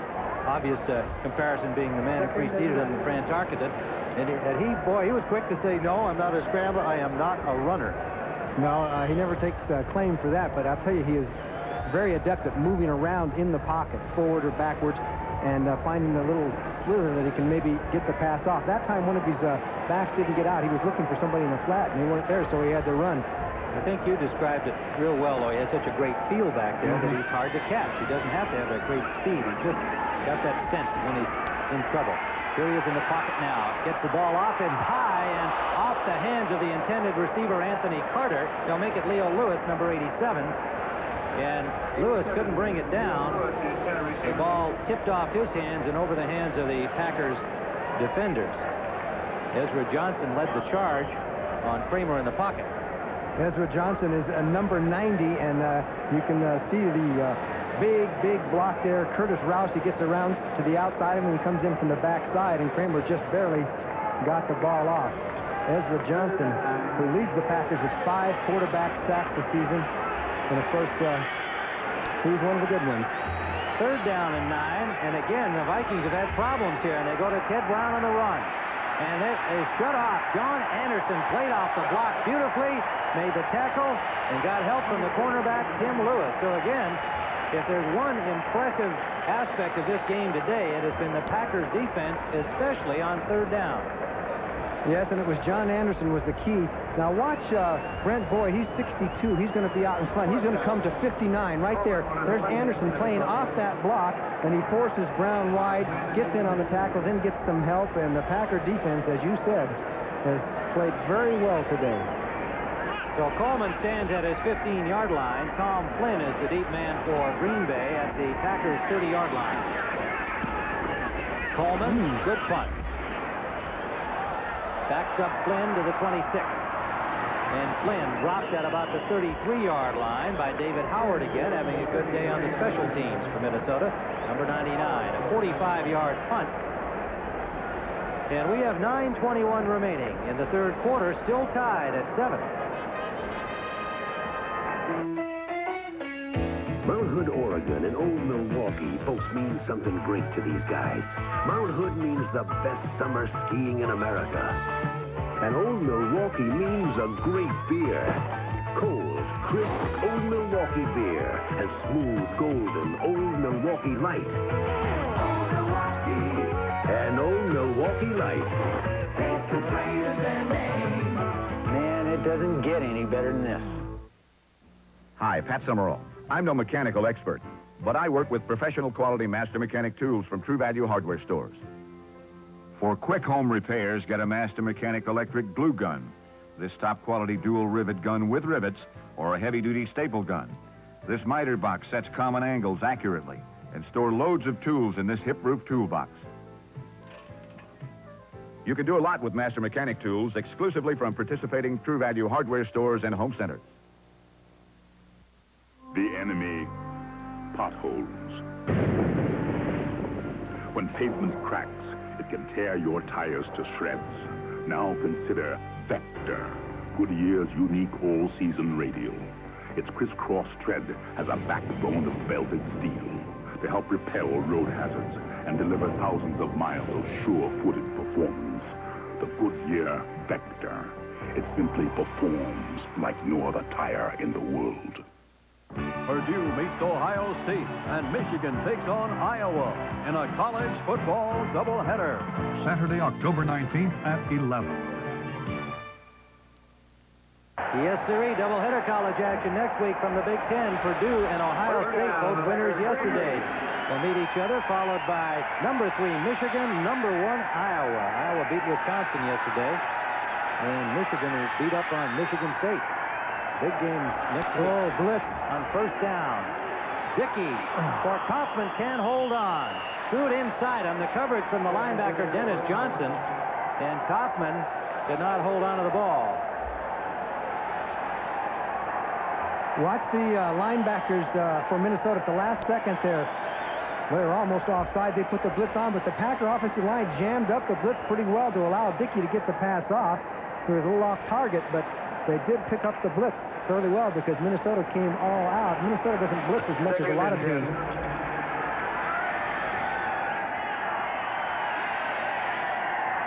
Second and 10. Dickey 8 of 15. Sideline complete to Lofton, and Lofton has a first down. Green Bay at the 48-yard line of the Pack. 15 yards on the play. Carl Lee, number 39, on the coverage, made the tackle. Okay, there it is, one-on-one as Lofton just turns up the field and it just dips to the outside. You got to give him a little bit of room because he's got great speed, and as long as the timing was there, there's not much a defensive back can do unless he wants to take a chance and come in tight on him, and you can't come in tight and try and run step for step with James Lofton. Carl Lee working in Rufus' best spot over on the left corner. First down, Green Bay. The pitch to Ivory. Ivory takes it straight upfield and has about 9 yards on the play. Eddie Lee Ivory. Keith Nord, the safety, number 49, made the tackle. Joey Browner in on it as well. Keith Nord, but a story for the Vikings when you consider that both in 83 and 84, he spent most of the seasons on injured reserve, was a free agent coming out in 1979. Not a huge college reputation from tiny St. Cloud State, Minnesota, and yet what a comeback he's made. But Grant has him as a starter. Let's see what they do on second and short. Second and a yard. Green Bay. Ellis has the first down and then some. Dennis Johnson rides herd on him, but he got to the 40-yard line for a gain of 3 and a first down, Green Bay. So the Packers now in Vikings territory inside the 40. Okay, you can just see here straight ahead blocking, and it was just good vision by Ellis as he got through the hole and dipped back to the right because he saw that the defensive line was down. They had been blocked down, and so there's a runner that's keeping his eyes open when he runs, as the Packers have a nice little drive going here. First down, out of the throw set, Ivory and Clark. Play action pass, Dickey under pressure is dropped. Martin, number 79, got the tackle on Lynn Dickey, and the sack drops him back to the 47-yard line of the Vikings. And it was Martin beating Greg Cooks. You can see to the outside, he comes back from the outside, the left side there, he beats 68, and down he goes. And Chris Martin at the left of your screen, number 57, was injured on the play, and he's being attended to. The Vikings linebacker, third-year man from Auburn, picked up on waivers last year from New Orleans, and has earned the starting spot on the right side. The Vikings have really a goodly number of fine linebackers. Don't forget they have the veteran Matt Blair still on injured reserve, and Walker Lee Ashley, who's gone with an Achilles tendon injury. Add them to the lineup of linebackers, and Minnesota very strong in that department. You know, we were talking to Bud Grant yesterday about if it's any different for him. Now, he took that year off, if he had any different perspective towards coaching. And he wouldn't say that he had any different perspective. It's the same game. He said a lot of the same players. He said, I just come back and do the best job I can and let the guys kind of do their thing. And he said, I don't miss my duck hunting. I didn't miss football when I wasn't coaching. Well, he'll get the duck hunting in anyway, you know that. Not during the season, though. So, this opportunity as they assist Chris Martin out to remind you about the debut of our NBA coverage, which is also the debut of Patrick Ewing, the young hope-to-be star of the New York Knicks. October 26th, the 76ers and the New York Knicks here on CBS Sports. The pressure on Patrick Ewing to shine as a rookie in the NBA is going to be enormous. So far in the preseason, he's lived up to his billing. It is second down and 17. In motion, Philip Epps. They haven't been able to get it to him yet. And the pass up the middle for West is incomplete. Ed West dropped the ball right there. We've had a number of drops by the tight ends today. Well, that's particularly. That's because on that kind of a pass, he reached his hands out to get the ball when he could have let the ball come into his chest or his stomach. And you have to kind of remember your fundamentals sometimes. Now watch him reach his hands out, whereas he could have kind of just shifted his body over there and catch the ball with your chest and your body. Whenever you can use your body to help you, do it. The only time you drop passes usually is when you stick your hands out. Only use your hands if you have to. So the Packers go to the shotgun. Blake Moore in to snap it to Dickey's under pressure and dropped again. And it was Mark Mullaney with the sack, as the Vikings had 4 rushers in there, plus the linebacker Studwell, and Mullaney came up with a sack.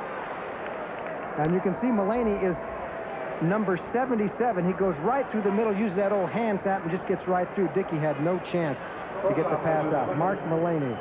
So the Packers went backwards on this series. They're back at their own 45-yard line. The 3rd sack of the afternoon for Minnesota, which came into the game with only 9 in the first 5 games of the season.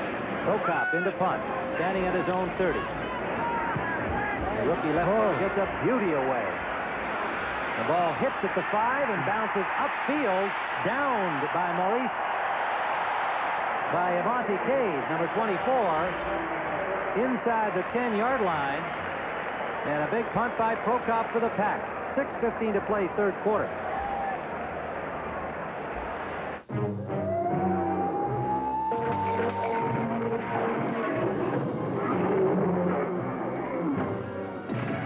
No matter what unexpected problems should arise, Transamerica Property, Casualty, and Life Insurance can be there to protect you. Hey, you big ape! Who's gonna pay for this mess? Transamerica. Insurance, finance, manufacturing, transportation, innovation. The power of the pyramid is working for you. A while ago, I made myself 3 promises. Never wear a tie, work for anyone, or be any place I didn't want to be. That's why I drive a Chevy S10 4x4. It lets me work, play, haul, go to dinner with Kim, or fishing with Sue. You know, if it doesn't fit in my Chevy S10, it doesn't fit in my life. Who's Kim? Fit an S10 pickup, maxi cab, or Blazer in your life with low 8.8% financing. Reunity and burgers go nice. Reunity and tacos go nice. Chicken goes nice. Salads go nice with Reunity on ice. Reuniti has the taste that goes great with all your favorite foods. A taste that makes Reuniti the world's best-loved imported wine. Everything's nice with Reunity on ice. Reunity, Reunity. 6:15 to play, 3rd quarter, still 7-7. Both touchdowns scored in the 2nd period. And the punt by Prokop, bouncing back upfield, working for the Packers, leaves Minnesota first down at their own 7-yard line. 2 tight ends are in, Kaufman, Jordan, and Malarkey for the Vikings. And in motion is Jordan, and they give us to Ted Brown. Brown gets out to about the 10-yard line for a pickup of 3. And the rookie, Brian Noble, number 91, made the first contact. And a gain of 3 yards. It'll be 2nd and 7 for the Vikings. Out goes Malarkey. Gain of 2 on the play. Ted Brown, Darren Nelson in the lineup here on what would appear to be the passing down. And the Packers, wide receivers. Packers making a bunch of substitutions on defense. Yeah, they saw all those receivers in there and got some extra defensive backs in. The pitch out is to Nelson. Darren Nelson running off tackle, got out to the 15-yard line. It'll leave 3rd and about 3 for the Vikings.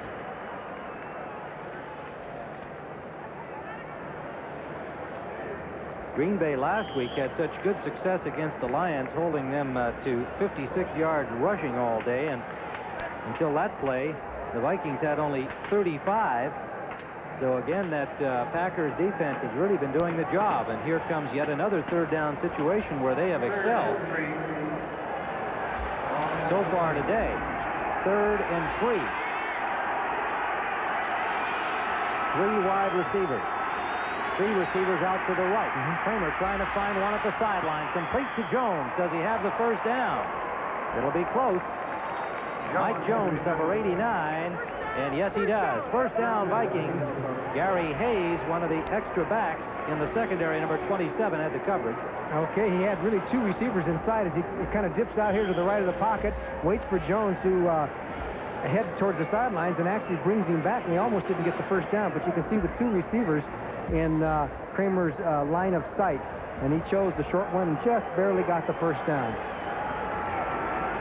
So the Vikings having to work from their own 7 after the good punt by Prokop, have a little bit of breathing room. Brown in motion out of the backfield. Quick pass to Jones behind him. Not a good throw by Kramer, and he's unhappy with himself on that one. 2nd and 10, Minnesota. 2nd and 10. He is 13 of 24, but for not very much yardage. He has completed 57% of his passes so far this year. Kramer has. They've not thrown the ball deep very much at all so far this season, and of course with Anthony Carter joining Jones and Lewis with speed, almost everybody expecting them to go downfield, but they have not done that today and not been able to get the ball to Carter at all. 2nd and 10. He gets time up the middle. Incomplete for Jones, in and out of his hands. Mike Jones flat out dropped the football. I think he was worried about Murphy a little bit. Number 37 was staring him in the face, and he might have taken his eyes off the ball, preparing for the hit, as you're going to see him wide open as he beat the zone right down the middle. You're going to get the vantage point of what Kramer has, and you'll see 37 will be to the right of your screen, coming right at him. He should show into the picture right about there, and he was bearing down on him, and he may have just taken his eyes off the ball. You got to catch it first, right? Alfonso Carricker comes in to make a 4-man front for Green Bay. 3 wide receivers. Shotgun, Minnesota. Intended for Lewis, intercepted, and the ball comes loose. Mark Lee had the ball but could not hold on. Lewis gets credit for breaking up the intercept. The pass under pressure, Kramer simply didn't make a real good pass. Lewis had no chance to catch it. And once again, the Packers come up big on 3rd down. And so Coleman comes in, and he'll be standing inside the 5 for the punt. It has not been one of Tommy Kramer's better days so far. That pass was very soft, kind of a floater, and any one of a couple of guys could have intercepted that one. Packers with 2 deep men. Flynn back at the 35, and Murphy as an up man. Coleman from the 10-yard line. Fair catch signal by Flynn. He collided with one of his own players, and the ball bounces upfield to the 48-yard line. So they got a Packer bounce on the play. 35-yard punt by Coleman. There's something happening there. There's a big conversation going on as to... Kramer, I think, is saying a Packer touched the football, but I don't know that that happened based on my view of it from here. Kramer, who is a real team leader in getting at the officials for the Vikings, is out there now trying to convince them that it touched a Packer. Now there's a discussion between Mark Bright and his staff. I think that's what Kramer's saying. Well, the fair catch was signaled by Flynn. However, he collided with a Packer player and had no opportunity to catch the ball. And let's see where they mark it. They're going to mark it up where they originally did. Punt went down on Packer 47-yard line. Packers ball, first down. I know one thing that... here, let's check it There here. was no touching by the receivers. Receivers ball, first down. Well, that's the way we saw it. Kramer, who was closer to the play down on the Packer, on the Minnesota sideline, thought otherwise. Watch Flynn really take it. He's 41. He's the receiver, and he gets blocked by... is that... They're blocked by his own guy. Yeah, it looked like Tim Lewis, maybe. All right, first down. Green Bay from their own 47-yard line. In motion behind the ball, Ivory. The pass up the middle to Lofton. Lofton has a first down and gets to the 36-yard line. 16-yard gain, and the Packers threatening again. Fred McNeil made the tackle, and we remind you there is lots more football coming. The big one. San Francisco 49ers, the champs, at home against the unbeaten Bears in the rematch of last year's championship game. Bears, having upset Washington, were beaten and shut out by San Francisco. Look at this. The Buccaneers continue to lead the Rams. The unbeaten Los Angeles Rams in Tampa Bay in the third period. Clark for the Pack picks up 4 on first down over the 35 to the 34-yard line. Joey Browner on the tackle. Jesse Clark, of course, caught that touchdown pass, but he really hasn't broken loose on the ground yet today. The way he's had some nice runs so far this season. They seem to be developing a real good heavy-duty back, can get some yardage, and Clark has been scratched and clawed for a lot of yards this year on individual effort, plus some good blocking along the way, but he's going to be a really good one. 6 defensive backs in on 2nd and 9. Out of the shotgun to give inside to Ivory. Ivory's got running room. Inside the 15. Good play by the Packers. Well executed by Dickey, who pumped a show pass and handed off inside to Ivory, a 21-yard gain. And the Packers are on the doorstep. And watch Jesse Clark. He's 33. He's at the right of your screen. Now, he delays 2. Ivory gets the pass, and 33 comes through to block Keith Nord, 49, to knock him down. And then Ivory plays off that block and then dips to the outside. An excellent performance by the Green Bay Packers on that play, and they're out deep in Viking territory. Jesse Clark can block as well as run. 79 yards on the day for Ivory on 10 carries. First down, Green Bay. The crowd coming alive at County Stadium in Milwaukee. A 7-7 game. Early movement by Doug Martin of the Vikings. Now, was he drawn or did he jump in there on his own? Well, he says he's drawn. Encroachment foul, number 79. Jerry Markwright simply says you were overzealous, Mr. Martin. You may notice he's got that plexiglass. There it is. It doesn't look like anybody caused him to come over, but he has that plexiglass on there ever since Mark Mullaney got poked in the eye. Some of the Viking defensive linemen are wearing those because of the liberal rules for offensive linemen who can put their hands out at you, and you get more of a tendency to poke somebody in the eye. First down and 5. Dickey gets the pass off, incomplete. Intended for Kaufman, and on the coverage for the Vikings was number 49, Keith Nord. I think Kaufman fell before the pass was there. He stumbled as he was coming across, or he might have been able to catch that ball. And we're on that infield dirt there, too, which is quite hard packed. We were down on there, but we did mention it's a little loose on top, so it may be, depending on what kind of shoes the individual players have chosen today, that he slipped a little bit and stumbled down. 2nd and 5. They need to get to the 3-yard line for a first down. 5 defensive backs in for the Vikings. Turner in the secondary, number 27. Dickey gets time, and it's intercepted by Studwell. Studwell out over the 10-yard line. As the intended receiver was Jesse Clark in the end zone, Studwell saw that all the way and made the...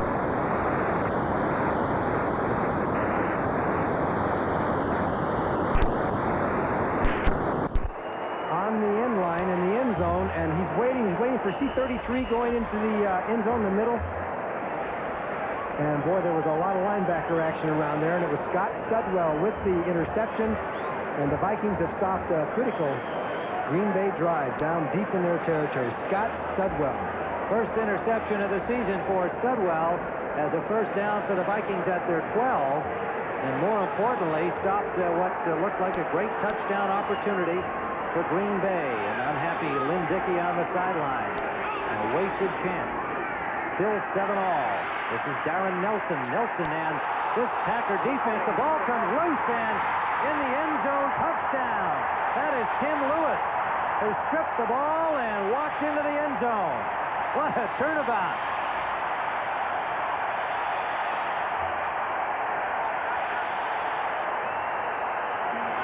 So the Packers were stopped on the interception. On the very next play, Tim Lewis, the third-year man from Pittsburgh. For some reason, Green Bay got across. Watch him jam up. All the offensive linemen of Minnesota was pushed back there, and then Nelson was caught in a whole bunch of traffic, and several people hit him, and nobody saw the ball except Tim Lewis as he scooped it up and took it in for the touchdown. A cornerback scores a touchdown. The rookie Brian Noble put the tackle on him. The ball came loose, and it looked on that replay like it came off the foot of Randy Scott and bounced to Lewis, who alertly scooped it up into the end zone. Del Greco for the point after. And he's got it. So the Packers with a turnover, 1:49 remaining in the third period, have taken the 14-7 lead. Quite a turn of events as they had just been stopped on the previous play. Watch number 66, Terry Toss. This gives you an idea of what happens. Everything gets jammed up. What looked like one lineman was pulling and the center dropped back and they got mixed up on their line blocking. Then everybody had a shot at Darren Nelson. He dropped the ball. It was kicked loose, and it was Tim Lewis. Some of the players didn't even see the ball, and Lewis picked it up as it scooted out. So there was a mix-up in the Minnesota Viking offensive line blocking on that play, and that got the play in trouble to begin with. That's no excuse for fumbling the ball, but, you know, when you have people batting at you in the middle of that line, and there's more chance for a fumble. There he is. Done a good job this year for Green Bay at the corner spot. The corners don't have very many interceptions for Green Bay. In fact, the Packers haven't had very many interceptions this season, but he's played very well. Yesterday when we talked to Forrest Gregg about the Packers defensive team, Tim Lewis was one of the guys he named as being one of the top 3 players. Ezra Johnson was the other, and I believe it was Randy Scott. He said the 3 players that have played extremely well. Lewis had 21 tackles coming into the game. And now he's got his first touchdown as a Packer. This is Rufus Best. Best gets out over the 20, near the 25-yard line, and we have a flag down on the play. Yes, we do. Offside on the kicking team. So let's see what the Vikings elect to do. They've got the ball at their 27-yard line. They can opt to keep it there or hope that they get a bigger run back, and that's what they're going to do. Packers will kick it off from 5 yards deeper at the 30-yard line. Well, I think they feel it's a chance for a run back, because Del Greco hasn't kicked it all that far this year, and if he's farther 5 yards further back, somebody may be able to get it on the fly and a big play. So that's being offensive-minded. You know, it's almost with justification that go-ahead touchdown was scored by the Packers defense, because we have not seen a lot of art in the offense of either team today. If there's been one dominating factor, it's been the Green Bay Packers defense. The Vikings obviously have played well holding the Packers down also, but really the overpowering defense has been played by Green Bay, especially on critical downs. So it's kind of the right thing for them to come up with a go-ahead touchdown. The defensive team scoring it. 1:40 to play. And you see the Vikings turnovers have hurt them both times today. Interception leading to the score, and the fumble taken right in by Tim Lewis. Del Greco, this one is going to go out of bounds down near the 12, 13-yard line. So he's going to be making it a little bit longer still. And you better go back and get 25. Get a steel shoe here pretty soon. Get a bazooka is what he better get. He better hope for the wind shift. It's been blowing Cross Field on him. Now, what do you suppose Forrest is going to tell him here? Del Greco discussing it. Washington 24-3 over the Lions. Washington puffed up by their victory over the Cardinals and saying that they're back in the NFC East. I think John Riggins has 3 touchdowns in that game. New England leading Buffalo 7-3. AFC action today. Denver and Indianapolis. The Colts playing the Broncos tough halftime in Indianapolis, so they're still very much in that one. And Philadelphia, that's got to be the surprise of the day. Into the third period, shutting out the Cardinals. Cardinals might have been shaken up a little bit by their loss. Giants are coming back against Cincinnati. It's 21-17. Cincinnati now in the third quarter. I think they led 21-0 at this time. And look at the Ram game. It's tight. 20-17 still Tampa Bay. And look at the Minnesota kick return team. They're on about the 35-yard line of the Green Bay Packers. I tell you, that's a good kick by Del Greco. He lined it down to about the 11-yard line. Darren Nelson gets out to the 40-yard line. They got to give Del Greco some credit on that one, because kicking from his 25-yard line, he got it to the Vikings 10. Gary Ellerson made the tackle. A 26-yard return by Nelson, but from Minnesota's point of view, they get good field position at the 40-yard line, something they haven't had much of in this game. Well, let's see. I don't think either quarterback has really sparkled either, in my opinion. Tim, I think they've had their moments, but Tommy Kramer's coming off a bad series. Let's see what happens. Well, at least he's got some breathing room here. Yes, he's got good field position. They haven't had great field position. First down. Play action.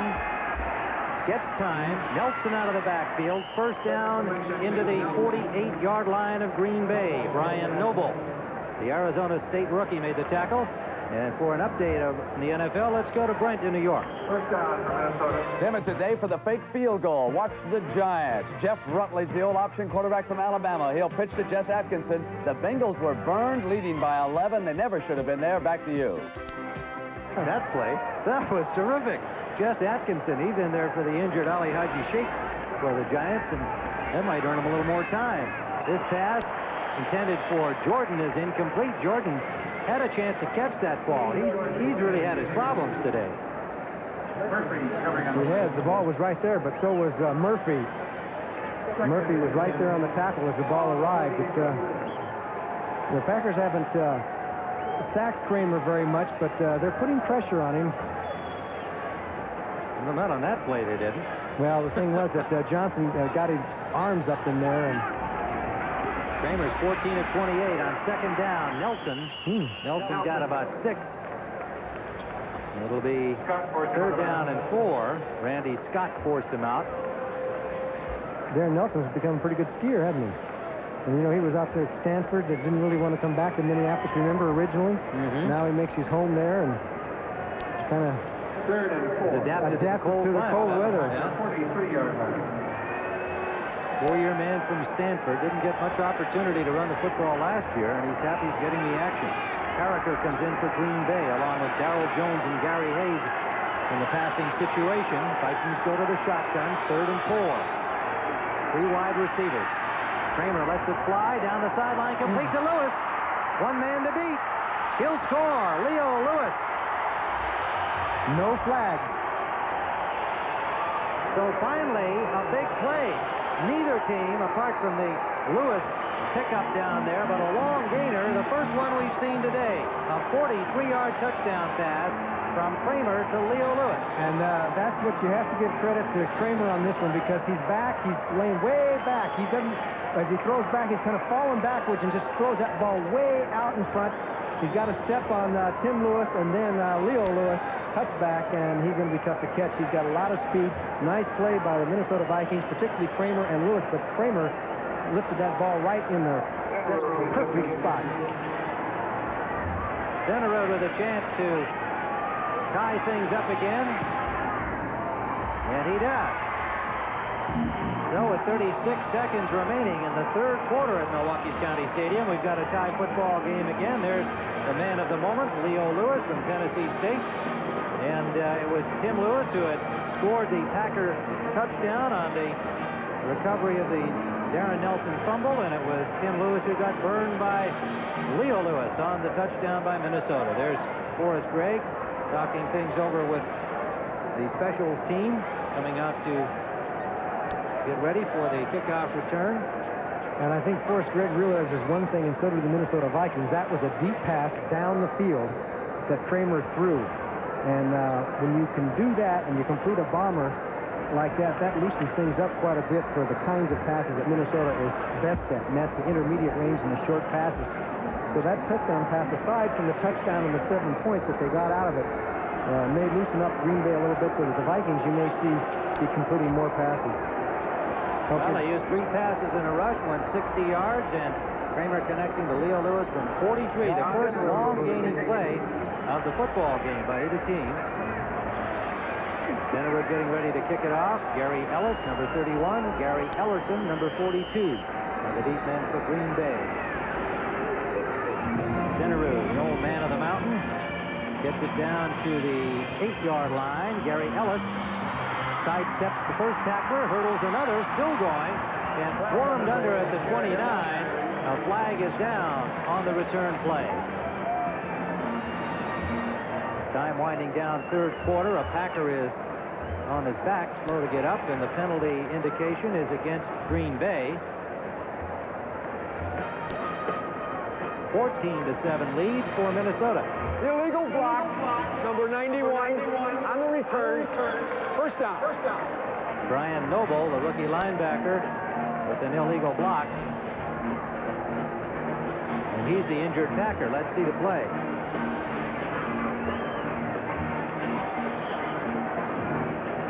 Wow, a little close. Yeah. A little close. Looked like he was high. They called it a clip from behind. That was also that was a close call, any way you cut it. And meanwhile, he got hit by his own teammates and was injured on the play, but is up on his feet. They have high hopes for this young man in the linebacking corps. Forrest Gregg looking to build up the size of his linebacking unit. They've had good, aggressive, talented linebackers here in recent years, but no real big ones. And that young man goes 6'4", 250. He's been building up his weight since coming to the pros, and looks like he's all right. Take quite a bit to hurt a guy that size, I would think. He looks like he's a pretty strong young man. So Packers first down, trailing, or rather tied now at 14-all, and it's Jesse Clark out to the 20-yard line as the Minnesota Vikings, with Kramer to Lewis tying it up as time winds down. In the third period, we're down to the 11-second mark. John Turner making the tackle, a gain of close to 8 yards.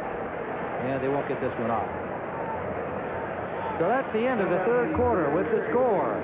The Green Bay Packers 14, the Minnesota Vikings 14. We pause for a word from your local station. This is CBS. AT&T on office automation. Most of the wrestling over business systems boils down to this. Some people say computers should be the brains of your office. Others put communications first. To AT&T's way of thinking, they should work together. Since the better they work with each other, the more they'll accomplish for you. AT&T, the right choice. Now you can get a home equity loan faster than you can find a contractor. 3 weeks. Arizona? Or get a college loan faster than you can decide on a college. Wisconsin? No way. Or a vacation loan faster than you can get where you're going. Are we there? That's right. TCF will give you an answer on most loans within 4 to 48 hours. Guaranteed. TCF, where Minnesota banks. It's amazing. Northwest Orient can fly you to London. To London for just $200. First, fly just one trip with Northwest Orient for $300 or more. Then, with this coupon, well, look at these fares to the Sun, to Frankfurt or London, to Hong Kong. For all the details, check Monday's newspaper or see your travel agent. I'd tell you more, but I'm kind of busy. People who know value go Northwest Orient. WCCO Television, Minneapolis, St. Paul. CBS Sports coverage of the National Football League is sponsored by Toyota, who offers a full line of 1986 cars and trucks to satisfy the most demanding owner. Who could ask for anything more? And by Sony Super Beta, the VCR that gives you a picture 20% sharper than VHS.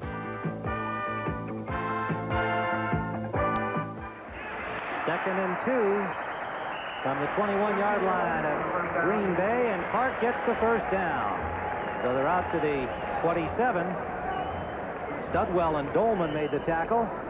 Tim Ryan and Johnny Morris at County Stadium in Milwaukee, a tie football game. The Vikings, who have never led, came back to tie it at 14-all on the Kramer to Lewis 43-yard touchdown pass.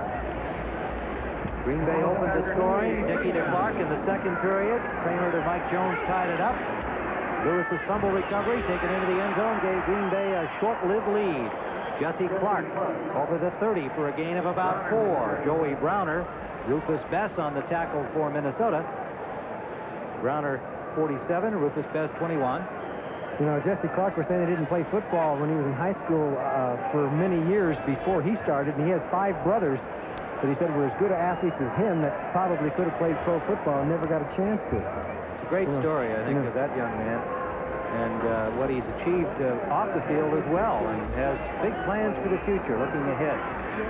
Just really a quite remarkable young athlete in person. 5 defensive backs in on second down. Little roll by Dickey, looking up the right side, and it's batted away by Doug Martin, number 79. Incomplete. He was like Epps was the target. Paul Kaufman was a target, and he made contact with a Studwell. If you watch 55 Studwell, go back in the zone there, and you'll see Kaufman 82 comes into the picture right. You can see right there to right. There's Kaufman that he was looking for, and Kaufman was adjusting on the pattern, and he waited too long, and Martin was able to bat it down for Minnesota. 2 of those today by the Vikings. Great job on that one by Doug Martin, number 79. Third down play, the Pack 5 of 11, turning it over on third down out of the shotgun. Dickey gets time up the middle and incomplete. Kaufman could not hold on. The ball a little behind him, but that's the kind of pass that Kaufman would normally catch. We've had a lot of drops out here today by both teams, and the tight ends have been getting the action and have been having the problems. Kaufman for Green Bay and Jordan for Minnesota. And there is Dickey throwing out of the shotgun. Has time. Kaufman, 82, breaks across. He's open. The pass is a little behind him, but you're right. He should have caught the ball. And he's the first guy that knows that. It's a key play. You got to turn it over now to the Vikings. Darren Nelson awaiting the punt from Prokop.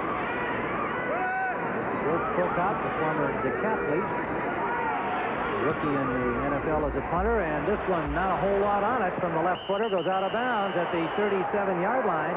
Consistency has been a problem for this rookie. Brought in a 39.5 average. He'll hit the big one for you, but a lot of little ones too, and that was a 32-yarder. 13:26 to play regulation time. Who gives you more? Toyota, that's who. More models than any other import car. Who could ask for anything more? More high-performance 16-valve engines in more models than any other company. All with time-tested Toyota reliability. No mechanics in a panic. We keep running year to year. More fun, more quality, and more for your money. Who could ask for anything more? Toyota. Be very, very quiet. What's up, Doc? I'm hunting for the sharpest VCR picture. Then what are you doing over there? Sony Super Beta has a picture like real life. 20% sharper than the one that beat VHS. Pesky rabbit. And only Sony has this super special effects wheel. I'll give you a special effect, rabbit. Oh, sorry, Doc. Super Beta is sharper. Sony, the one and only. Who's gonna be at the Silver Bullet tonight? Sipping on a cold Coors Light, partying right. Hello there. Who's sure to make the scene on a Coors Light Halloween? Come on down to the Silver Bullet. See who greets you with the Silver Bullet. Who was that? I don't know, but he left this Silver Bullet. There's no slowing down with the Silver Bullet tonight. Coors Light beer. Tim Ryan and Johnny Morris at County Stadium in Milwaukee. We have not had a thriller to this date. The defenses have dominated. The offenses have not played well on the part of either team. The only long-gaining big play, Kramer to Lewis, to tie it up at 14-all. But the game is very much up for grabs, obviously, with nearly a full quarter to play. 13:26, Vikings ball.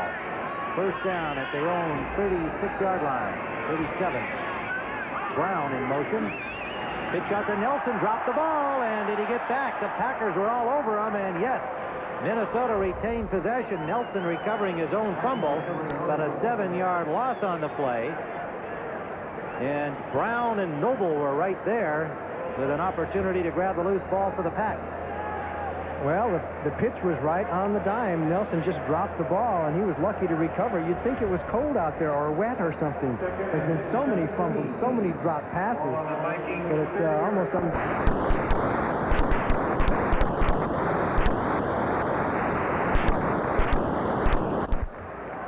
Carter comes in and goes wide right for Minnesota, number 81. Leo Lewis out to the left. Out of the shotgun, Kramer on second and long. Up the middle, intercepted. Intended for Carter, picked off by Anderson. John Anderson, number 59, to the 40-yard line of Minnesota. Interception by John Anderson.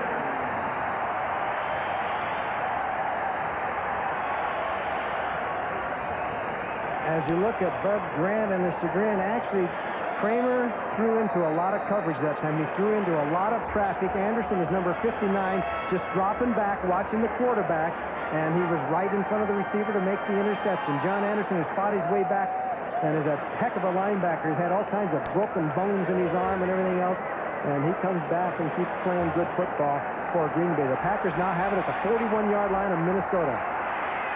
14-14 the score. Fourth quarter. Jesse Clark running hard off tackle right, breaks tackles, and has the first down. What an effort on that play. He ran through people. Hello, Bess. Hello, Turner. Hello, Lee. And hello, Studwell, and hello, Elshire, as Jesse Clark comes in, breaks the tackle. The first one was by Studwell, 55. Elshire missed him. Bess missed him. Look at that. Then he even has enough presence to give a big shoulder there before he's finally knocked down. He got a first down out of it. Got to the marker. First down. The 30-yard line of Minnesota. Eddie Lee Ivory trying to cut it back into the middle. Picks up 3, maybe 4 yards on the play. Studwell is there. Millard is there. 4-man front for the Vikings. They have, as they have all season, shown a variety of defensive fronts. We'll call it a 3-yard game, 2nd and 7. Extra defensive back comes in. Now Keith North comes back in as they just took out a linebacker, McNeil. Oh, Clark is hit behind the line of scrimmage. Struggled forward and got back to the line itself. But a hit on him. Mullaney, I believe it was. He came across. Nobody even touched him. Mark Mullaney telling us yesterday that the vision in that eye, the injury he suffered against Atlanta last year in the right eye, is 20 to 100. So that was quite a serious injury for him, and it's a remarkable recovery he's made. The doctors don't think he'll ever see any better out of that eye. And he is wearing that protective shield that Johnny described earlier, and a couple of his teammates have adapted for preventive reasons. Third down play. Dickey deep, he's got a man open, and he fell down. Lofton slipped at the 1-yard line. I'm not sure he could have caught up to that ball anyway, but we'll never know because he fell down, and he was behind the defender. And I think that was Turner on the play. We'll double check on the replay. And Carl Lee, he actually had a double coverage there, and he beat it.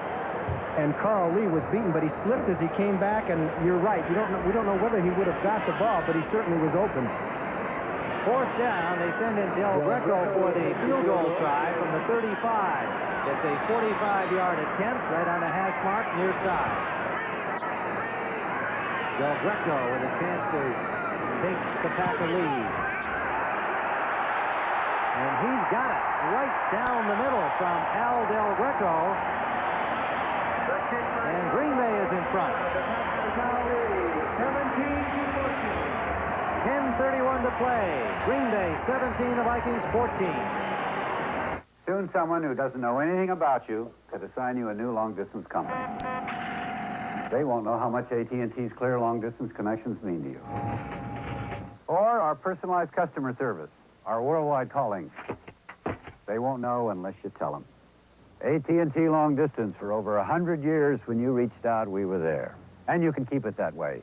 If you're asked to choose, make the choice yourself. Send in your ballot. When you're looking for more in a car, reach for the stars. Introducing the all-new 1986 Toyota Celica GTS, totally redesigned to give you more. A front-wheel drive car that truly handles like a sports car. Let the electronically fuel-injected 16-valve twin-cam dazzle you. Let its 135 horsepower move you. The Toyota Celica, A Star is Born, more like a legend. Who could ask for anything more? Toyota. You probably already know that beer is made from barley. Well, this is what it looks like. Now, most brewers buy their barley. One's different. One brewer grows all its own barley, and has for over 40 years.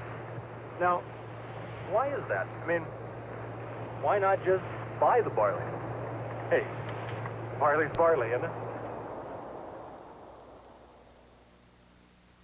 Purdue meets Ohio State, and Michigan takes on Iowa in a college football doubleheader. Saturday, October 19th at 11. And what did the coaches think of that field goal? Let's take a look. Bud Grant and Forrest Gregg watch it now. There's Forrest Gregg says, all right, we got it. And as usual, you don't get much reaction from Bud Grant.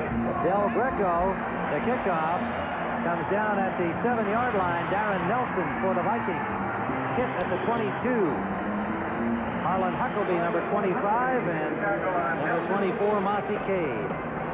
Well, that was the longest field goal of the season for that young man, Del Greco, a 45-yarder. His previous long was 40 this year. And so he has given the Pack a 17-14 lead. They capitalize on the turnover, the interception by John Anderson to pick up 3. From the Vikings' point of view, could have been worse, could have been 7. Yes, it could have, and Del Greco probably deserves it. He was out very early today practicing kicking off the dirt, kicking off the grass. He said, I want to be ready for both situations. You never know where you have to kick from. 10:23 to play regulation time. First down, Minnesota. Kramer with lots of time trying to find a man open and goes to the short man, Brown. The release man is dropped immediately, and no gain on the play. Might even been a loss of a half yard. Well, they're going to give him a half yard forward. Pretty good coverage downfield by the Packers because Kramer had all day. He could not find anybody and finally went to the final outlet that he had, and they didn't get much out of it. The Packer defense, as you see Randy Scott taking the signals in from the sideline and telling everybody what to do. Okay, there it tells the story, huh? Sure does. 2 interceptions and a fumble by Minnesota have led to scores each time. Draw play. Darren Nelson gets about 7 to the 30-yard line. It'll leave 3rd and 2 for Minnesota. Brian Noble and Donnie Humphrey making the tackle for Green Bay. Forrest Gregg and his defensive staff, Dick Modulewski, have used all of those down linemen except the newcomer Mark Shoemate. But Humphrey and Martin have shared time on the nose. Johnson, Carricker has played some despite his broken hand, and Robert Brown, everybody getting into it. There's Dick Modulewski. 19 sacks coming into this game for Green Bay, and as we've commented, if there has been a story of the game, it's been the Green Bay defense. Kramer, incomplete for Ted Brown. 4th down. Again, the pass a little high, but catchable. Nobody on him, no contact. Plus, he was far enough down the field that he probably would have gotten the first down. He was about a yard beyond the first down marker. It was a short pass underneath the linebackers, and you know, I know they're down there playing and we aren't, but they should be catching balls like that. Ted Brown, normally a reliable pass receiver. Coleman into punt. Flynn and Murphy are back for the Packers. Flynn the deep man. Another good punt by Greg Coleman. Flynn takes it at the 27, hit immediately, but gets away. Runs out of real estate. Got back to the point where he started. Boy, did he at He almost wishes he didn't get away. 43-yard punt by Coleman. And we'll be back at County Stadium in a moment. Giving that extra effort makes winners be all you can be. Sponsored by the U.S. Army. The same persistence and determination that marks the play of number 26, Rob Carpenter, is also symbolic of his career.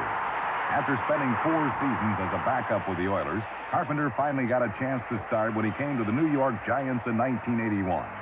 Since then, his example of second effort has helped to lift the Giants from also-ran to playoff contenders, proving that Rob Carpenter is the best he can be.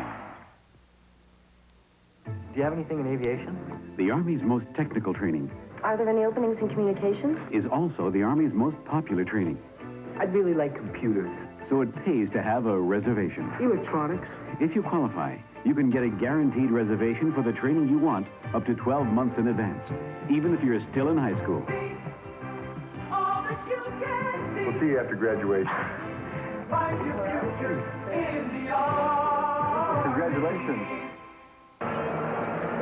Forrest Gregg, great Packer of the great Packer past, now the head coach, and with 8:46 remaining in this football game, he's leading 17-14. Tampa Bay continues to lead the unbeaten Rams in the fourth period. 27-24, and Gerald Carter has got a touchdown pass from Steve DeBerg to put Tampa Bay back ahead. And don't forget the other unbeaten team, the Chicago Bears, will be in action on our doubleheader action here on CBS following our telecast here, and they'll be facing the San Francisco 49ers. Looking for revenge. You know, the Bears almost got beat by Tampa Bay. That was a signal there that Tampa Bay was going to come up maybe with another good effort, and they have against the Rams. But the Bears are thinking about the 49ers. They got beat, shut out last year, 23-0 in the playoff game.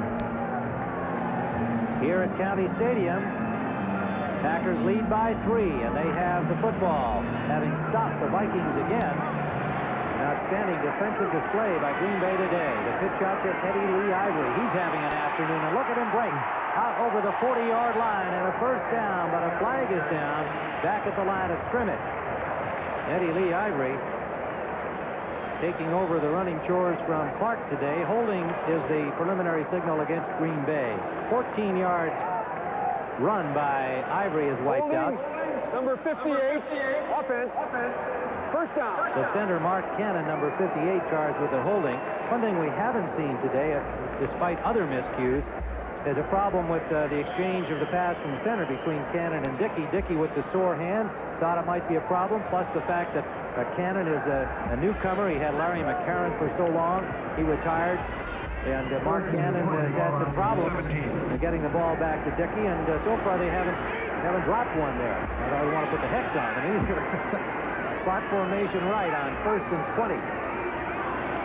Ivory, nowhere to go, and he tried the left side twice. Finally, had nowhere to go at all, and a swarm of Vikings all over him, drop him for a loss. Mullaney, Martin, and Elshire all there. Yes, the Minnesota defensive line really cashed in this time, and Ivory's looking and dancing and trying to figure out which way to go. Let's go this way. No, let's try this way. And finally, he realizes it's a dead issue. He's down at the 14-yard line. Then makes second and very long. 23 yards to go. With 7:40 on the clock, the Packers hold the lead. They'd like to keep the ball, use up some clock time. Gary Ellis, number 31, picked up about 3. And the fans are booing a little bit, feeling that maybe the Packers are a little bit too conservative there and trying to eat down the clock, which is at 7:20. Yeah, they may have a point. You know, I mean, there's so much time left that with only a 3-point margin, they really need some first downs. They're not going to get them on that play. You know who the forgotten man today is? Philip Epps. Philip Epps has not been a factor. Lofton's only really made one relatively long gainer. We just haven't had long gainers.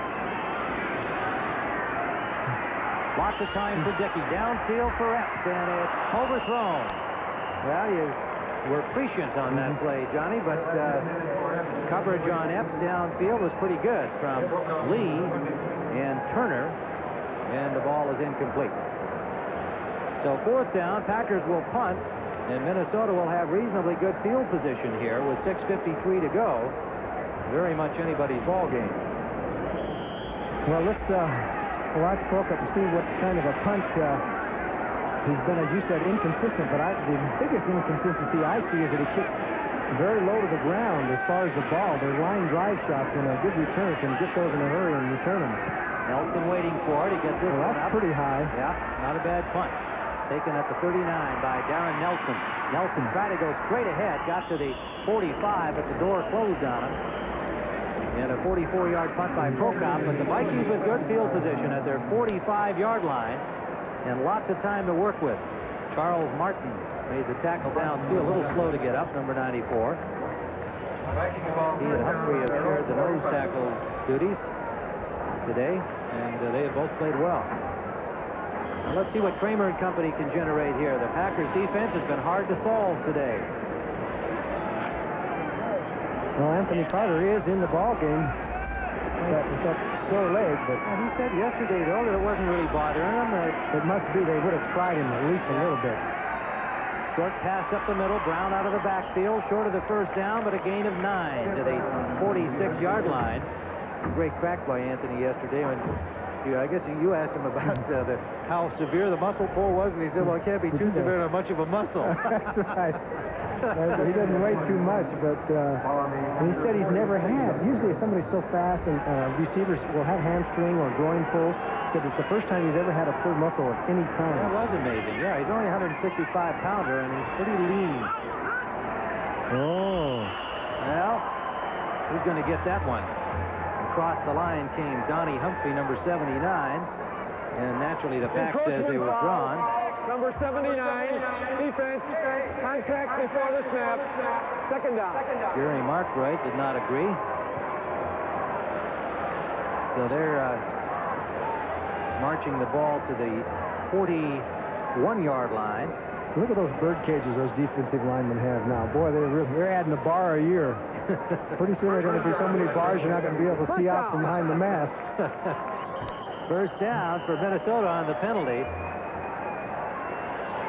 That's what the old-timers said. They didn't wear those bars. They were tough back in the old days.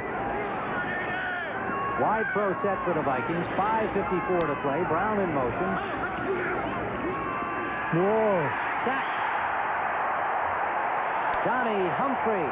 Donnie Humphreys on the sack. Second-year man from Auburn. And they complain about him coming in overweight this year. And Charlie Martin won the nose job, but Humphrey has got some weight off, and he's trying to impress the staff today. Well, we should have known from what happened on the play that before, as he went by Swilly, just like gangbusters. Humphrey showed great quickness as 79 beat 67, the center, and went in for the tackle. So he had an offsides, and then he made up for it with a nice sack. Third sack for the second sack for Green Bay, 3 for the Vikings. Carricker comes in on second down. 2 defensive backs join the secondary. Kramer under pressure. The ball is there, complete. What a play by Tommy Kramer. And it is Mike Jones, number 89. And on the blitz, a perfect strike. 22-yard gainer. They were really, you won't see this, but they were bearing down on Kramer like mad. And you'll see Mike Jones is 89. He's the inside receiver here. And then he dips to the outside as Leo Lewis, the short receiver, took his man out of the action. And perfect pass right on the dime. And Flynn was one of the tacklers. Who was the other one? Hayes. Mike Jones comes up with a big reception there. Now the Vikings threaten. They have first down at the 27-yard line of Green Bay. The biggest play that they've made today. Nelson, he's got running room inside the 20 to the 19-yard line. Randy Scott, the veteran and defensive captain, made the tackle. 5-year man from Alabama. And a good block by number 66, the man you just saw there. Tausch came out, pulled out, kicked John Anderson out so that things could go right up the middle. Watch 66, the pulling guard. He's to the left side of your screen, right there at the left. He's kicking the linebacker, John Anderson, out. And then another good block by Curtis Roush, who came from the other side of the line. Roush is in house. Second and 2. Darren Nelson runs into a blocker as he was knocked back. Good play by Douglas. Douglas knocked the blocker back into Darren Nelson, and he had nowhere to go. Murphy came up and made the stop. Loss on the play. Okay, as you can see, Robert Brown is across the line of scrimmage, too. It's Brown, not 93. Douglas. Robert Brown got across there and jammed everything up. Douglas was around, though. Yeah, but it was Brown. It was 93, not 53, and it was Brown who knocked the blocker, Brent Boyd, into Darren Nelson. So key play. Yes, another big third down play for Minnesota. Kramer with time, complete to Leo Lewis. Good catch with Mark Lee all over him. Gets a first down for Minnesota to the 15-yard line. Yes, and that was, they left everybody in. Only receivers that went out are these 2 that you see here. And you can see Mark Lee on the coverage. He's tight. He's right there on him, but the pass is perfect. And Leo Lewis made the grab, and they could not prevent the first down. And that time, just the 2 wideouts, and that was it. Everybody else stayed in and blocked. The Packers have been able to dominate the Vikings on those third down plays today, but the Vikings have it rolling here. 3:18 to play. Trailing 17-14. In motion, Nelson. They give to Ted Brown inside. Plows to the 10-yard line. A gain of close to 5 for Ted Brown. Del Greco's 45-yard field goal, the difference in the game to this point. Can you believe they got almost 5 yards out of that play? It was just a case of the offensive line standing up and just driving and walking forward and kind of pushing that Green Bay defensive line back. They wound up with almost, well, over 4 yards. Calm demeanor of Bud Grant along the sidelines. Sees his team here with a chance to take the lead. Ted Brown, 11 carries today, leading rusher for the Vikings. Second down and 6. One pump. Off the Brown. Down to the 5. Inside the 5 to about the 3-yard line. Got away from Randy Scott, who's unhappy with himself for not nailing him right at the point where the ball arrived. Lee and Anderson had to make the tackle. And Kramer's going to let it wind down to the 2-minute mark here. As he's over there at the sideline. And the Vikings have first and goal at the 3. So that gives Bud Grant the opportunity to discuss the strategy, and not unlike last week's finish for the Minnesota Vikings, except they've got 2 minutes here. They're not down to final seconds yet. They trail by 3, 17-14. When you were born, you had no idea how fierce the competition was going to get. Too many of you after the same piece of the pie. Today, you need something extra to keep on moving up. Introducing Amiga, the computer with unequaled color graphics and animation. Amiga is easy to use and yet has more power and speed than any other in its price range. In a world of too many, you need the one personal computer that gives you a creative edge. Amiga. Now, another way to spell relief. Use sodium-free Rolaids. Like regular Rolaids, it consumes all the acid required to bring millions 100% relief. Plus, it's rich in calcium. Regular Rolaids and use sodium-free Rolaids for 100% relief. How many chicks can you get from one chick disposable?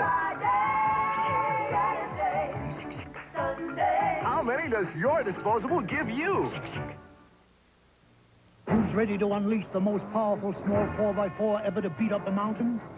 Who's ready to unchain more horsepower than any small 4x4 ever? Who's introducing the first 4x4 gas turbo in America? Toyota's who? The 1986 Toyota 4x4 Turbo. With all-new high-track independent front suspension for even more comfort. It's the who's who in 4x4. Who could ask for anything more? Toyota. The Redskins and the Giants will collide in a big NFC East showdown. Or the Cardinals take on the Steelers among the regional games next Sunday on CBS Sports. 2 minutes to play, regulation time, 17-14. Packer lead, first down Minnesota at the Packer 3-yard line. Tim Ryan and Johnny Morris as we watch the Vikings bring in Alan Rice, number 36, to join Ted Brown in the backfield. 5 down linemen in the goal line defense for Green Bay. They have been tough today. Can they be tough here? Jordan in motion. Brown is stopped after a gain of a yard. Ted Brown got inside the 2. It'll be second and goal. This is where the Packers should start calling timeouts because of the fact that if the Vikings do score, they want to have the ball back. Timeout. Well, they called a timeout. And they did. George Cumbie was the initial tackler on the play. Reserve linebacker now behind the rookie Brian Noble. 1:48 on the clock. We'll be back here at County Stadium in a minute. Green Bay in front. We are today's typical traveling business couple. Our jobs take us separate ways. So essential to our relationship is the precise use of time. Trust. And of course, United Airlines. United serves the top business centers. And all 50 states. They take us wherever, whenever. I'm doing 9 cities in 7 days. I'm 8 cities in 6 days. Only United could handle a couple like us. See you in a week. Good luck, Martin. Same, dear. You're not just flying. Judith? Martin? You're flying the friendly skies. Back at County Stadium, The Packers trying to stave off the Minnesota Vikings in these final couple of minutes. The Vikings on the doorstep with a chance to score the go-ahead touchdown. If the Vikings win this, they'll be right in the hunt. They would be at 4-2, one game behind the Bears, or depending on what San Francisco and the Bear game, how that comes out. But for Forrest Gregg, it's a situation where they're 2-3. They would be 2-4, and more importantly, it would break a momentum that they seem to have gotten after the second half of the St. Louis game and then a great game against Detroit. So critical game, critical series right here. Goal line offensive line for the Vikings. Goal line defensive stack for the Packers. They give it to Alan Rice. Rice is stopped outside the goal line. Alan Rice stacked up. Third down, and Brian Noble, a pumped-up rookie, made the hit. There was just no way that Ted Brown was going to make it through there, because you can see Noble 91 and a couple of pursuit men from the inside, and they stop him. Timeout, Green Bay. Boy, I tell you, he did a great job fighting off the block of the tackle. Tim Irwin, number 76, was lined up on the left side in that goal line offensive blocking scheme. Injured Packer down on the play. It'll be third down. Darrell Jones, the injured Packer player. Well, we mentioned earlier that this is almost a replay of last week for the Vikings, only 2 minutes earlier. Now we're down to 1:31, and Bud Grant could find himself faced with the same kind of a decision, although there's quite a time difference, obviously. He had a couple of seconds left last week, opted to try and score rather than go for the tying field goal in overtime, saying you might not get your hands on the ball. You got a chance to win down there, you go for it, and I agreed with that strategy. Well, what do you think? Supposing they don't make it and they'll be 4th and 1, what do you think you'll do? I think he'll go again. Go for it, Yep. Go for the win. Yep. Jordan and Malarkey and Mark McDonald, the rookie, have all come in to add the blocking here on this 3rd and a yard, and it's a good yard. It's a full yard out. They've got Brown and Nelson now, the running backs. Now, there is no I formation. Remember, they ran out of the I last week. They're on the dirt again, however. Over the top, no, to fake the pass to the corner, incomplete. Good fake by Kramer. I thought Nelson had the ball, and he threw it intended for Malarkey, but it is overthrown and incomplete. And it looks like it's going to be Stenerud to tie, or attempt to. Okay, here are the coaches' reaction. How do they react to this? Okay, Forrest Gregg, much more excitable than Bud and leave it up. That's all right. day. We could use the same picture. Wouldn't change at all. Well, he's not going for it. No, he's not. Well, there's more time left in this football game. Yes, yeah, 1:27 to play. Stenerud from the 9-yard line. So this could be a chipper for the veteran. Good snap, good hold, and a tie football game. So Stenerud has tied it up at 17, 1:24 on the clock.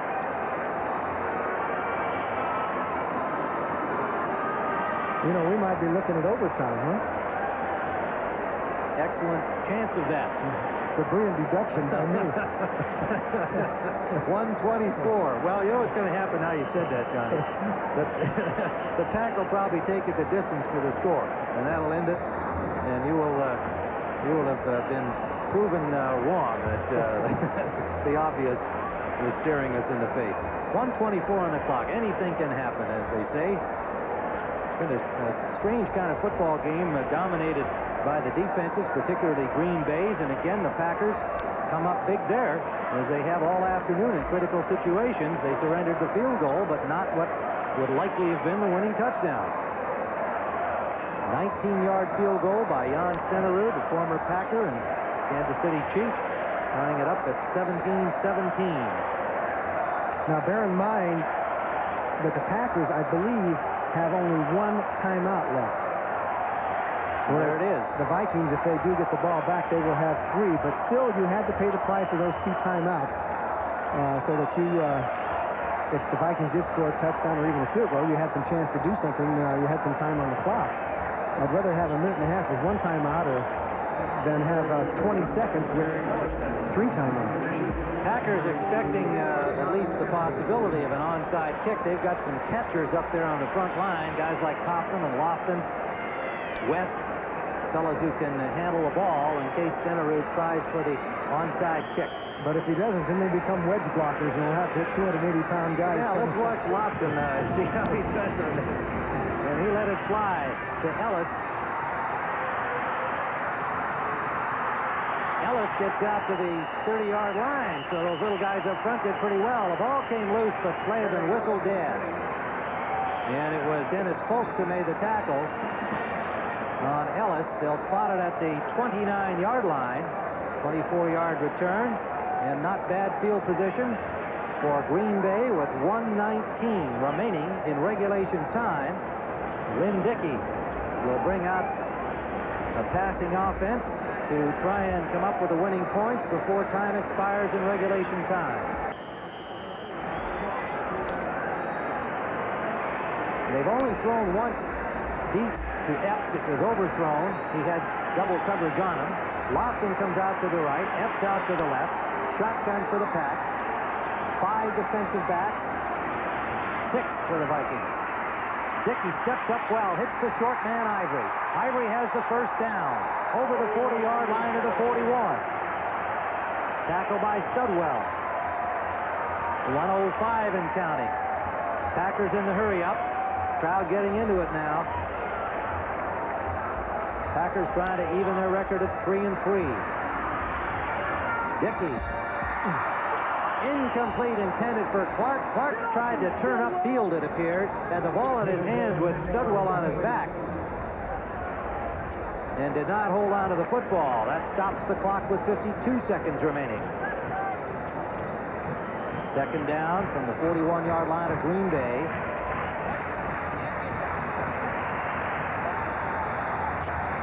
Forrest Gregg discussing things on the sideline. Bob Smelter is the offensive coordinator of the Packers, organizing this last series of offensive plays. 52 seconds on the clock. Dickey for Ivory. Can hold on. Again, the ball was there. Dickey's been on target twice, but Rufus Best had close coverage and might indeed have got a hand on the ball to knock it loose. Credit Rufus Best. Coverage on Ivory. Third down. 46 seconds to play. Dickey now 11 of 27.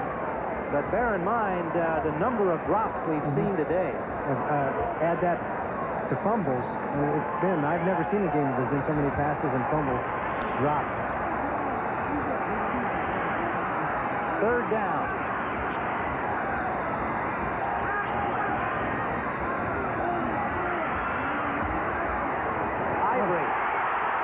The first down, out of bounds at the Minnesota 40. Best drove him out. 18-yard gain. 39 seconds remaining. Well, that time James Lofton came down from his wide receiver spot, came across the field real short, and drew all the coverage by the Viking defensive backs, and then Ivory just filtered out into the flat and was wide open. There was obviously a missed assignment on that one. And there's the now, at this point, certainly the possibility is for number 10, Al Del Greco, to be the factor. They're at the 40. One more first down will give him a reasonable chance, and a few more yards will give him an excellent chance. The blitz is on. The pass to Ivory. Good catch. Out of bounds at the 34-yard line. Pushed out by Best. By Turner, make it, number 27, John Turner. 35 seconds left. Second and a long 3 for a first down. So Del Greco will almost certainly get a shot at it here unless they have a loss on a play. They like to get it closer for him, obviously. They still have the one timeout, so they're not restricted to going out of bounds. They can throw over the middle. They need one more completion for a good shot at a field goal. It's off to Gary Ellis, and Ellis will be very close to the first down. He stopped the clock getting out of bounds with 29 seconds remaining. And the spot is going to be right there at the marker, so we'll see if the officials have given the first down or not. Willie Teal pushed him out. And I think this shows a real advantage for Lynn Dickey on the shotgun. You know, he has that vision, even though he says he has to make sure that he catches the ball, but he seems so much more comfortable. He doesn't have to worry about getting back and setting up, and he's not that mobile, and it has been a real advantage in this drive. He's spotting those guys out in the flat quickly. It's a good point, Johnny, and I think with Lynn, even as he was telling us yesterday about it, he just needs to do it a few more times. Here's an experienced pro. He just needs a little more practice at it in game conditions to not worry about making the catch of the snap and getting the proper grip on the ball. It'll come more automatically to him. And while right now, he said to us, he still really favors taking it from center. What we've seen is what you've described, and probably at the end of this game, Dickey himself will say, hey, I kind of like that shotgun. That's provided they win the football game and they lose the game. Perhaps a different attitude. So it is third and about the length of a football. 29 seconds left. It looks like they're going to try and get the first down and then call the timeout. A flag down. Oh, they may have taken too much time there.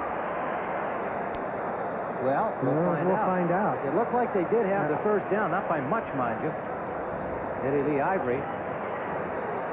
Full strike, number 68. Oh, boy. Offense. Third down. Great Cook, the veteran tackle. And that's a big penalty. Back to the 35. You can just see it over there to the right of your screen there. It just barely moved a little bit too soon. But he did move too soon. But I thought it was interesting. Forrest Gregg wasn't even worried about the penalty. He wasn't saying, oh, gosh, why'd you do that? He was all concentrating on what we have to do next. What we do next. Yeah. It would be a passing play regardless if they got the first down there. It's third down now. 27 seconds left. They got to get something in there. A little early movement by the Vikings, it appeared. No flags down. Dickey forced out of the pocket, lets it fly, complete to the 11-yard line. Dickey is down. Dickey is down, and the flag is down. James Lofton, a 25-yard gain. Let's see what happens here. Dickey is not yet on his feet. Now he's getting up. The ball is at the 10-yard line, and it looks like it's going to stay there. Excellent play by Dickey. He had to move forward in the pocket. He couldn't find anybody, and he started to take off and run, but he knew he had to get the ball downfield, and then he takes a hit from Mark Mullaney. It must have been number 77, defense. First down. Mark Mullaney, and you heard the referee, Jerry Markwright, describe it as a blow to the face.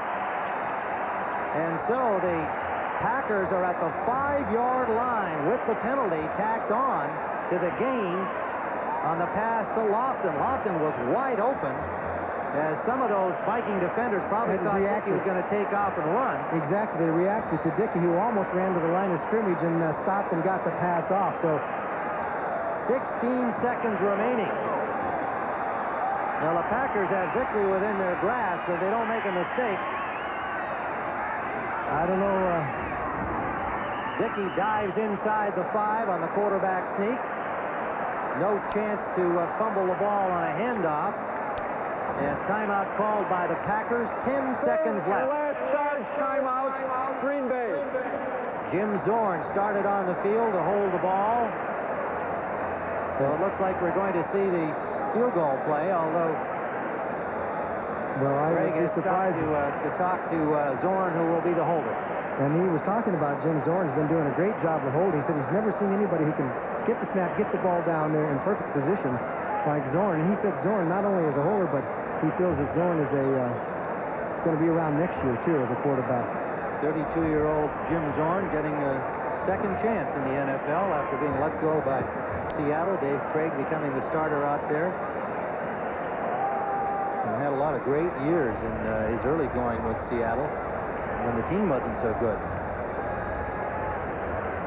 So much discussion during the timeout to make sure that they've got everything exactly right in the blocking scheme. Minnesota obviously will be trying to come in there and break up the field goal try by Del Greco. 10 seconds on the clock.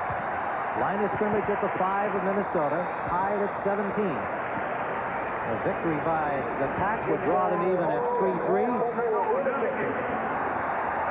Minnesota would fall to 3-3. They're going to spot it at the 13-yard line. A 23-yard try. by Al Del Greco. Hash marks far side. It's good. No flags. Packer lead. 7 seconds left. Score Green Bay Packers 20. Minnesota Vikings 17. Well, it appears it's going to be a couple of tough losses in a row for Bud Grant. And taking a look at the kick, there was no doubt the ball was down. It was up and good for Green Bay. You may have wondered why they didn't let the clock run down a little bit further. The reason being, if there was an offensive foul, say, on that, say somebody committed a foul, they would have a little time left to get another chance at it. In other words, if you run it down to 2 seconds and you commit a foul, you're out, then you're in trouble. So it was pretty smart coaching by Forrest Gregg to call it with about 10 seconds, unless the Minnesota Vikings pick up the ball here and run it back for a touchdown. But 22-yard field goal by Del Greco. And remember, we're going to be going to the Chicago-San Francisco game. Almost all of you looking in will be seeing our doubleheader game. And we are now slightly over the hour. That game has begun, and Walter Payton has scored for the Bears to give Chicago a 7-0 lead over the 49ers. So that's how it stands, and as I say, almost all of you looking in to this telecast will be seeing our doubleheader action, and the Bears are in front of San Francisco 7-0. 12:31 remaining first quarter at Candlestick. Forrest Gregg and his team can pull even at 3-3, and all of a sudden the NFC Central can get very, very interesting. Minnesota will fall to 3-3.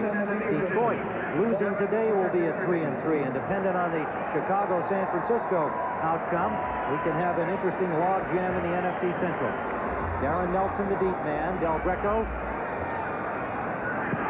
hits the split kick, and it's fielded by Maurice Turner at the 25-yard line. He throws it back to the tight end Malarkey. Malarkey laterals it off, and it is stopped. Rufus Best, number 21, at the 35, and this game is over. So the Green Bay Packers have defeated the Minnesota Vikings. For Johnny Morris, this is Tim Ryan saying so long from Milwaukee. The Chicago Bears next take on the San Francisco 49ers. You've been watching CBS Sports coverage of the National Football League. And the friendly skies of United, serving more of the nation's top 100 business centers than anyone. You're not just flying, you're flying the friendly skies. When you look for champions, you look to CBS Sports.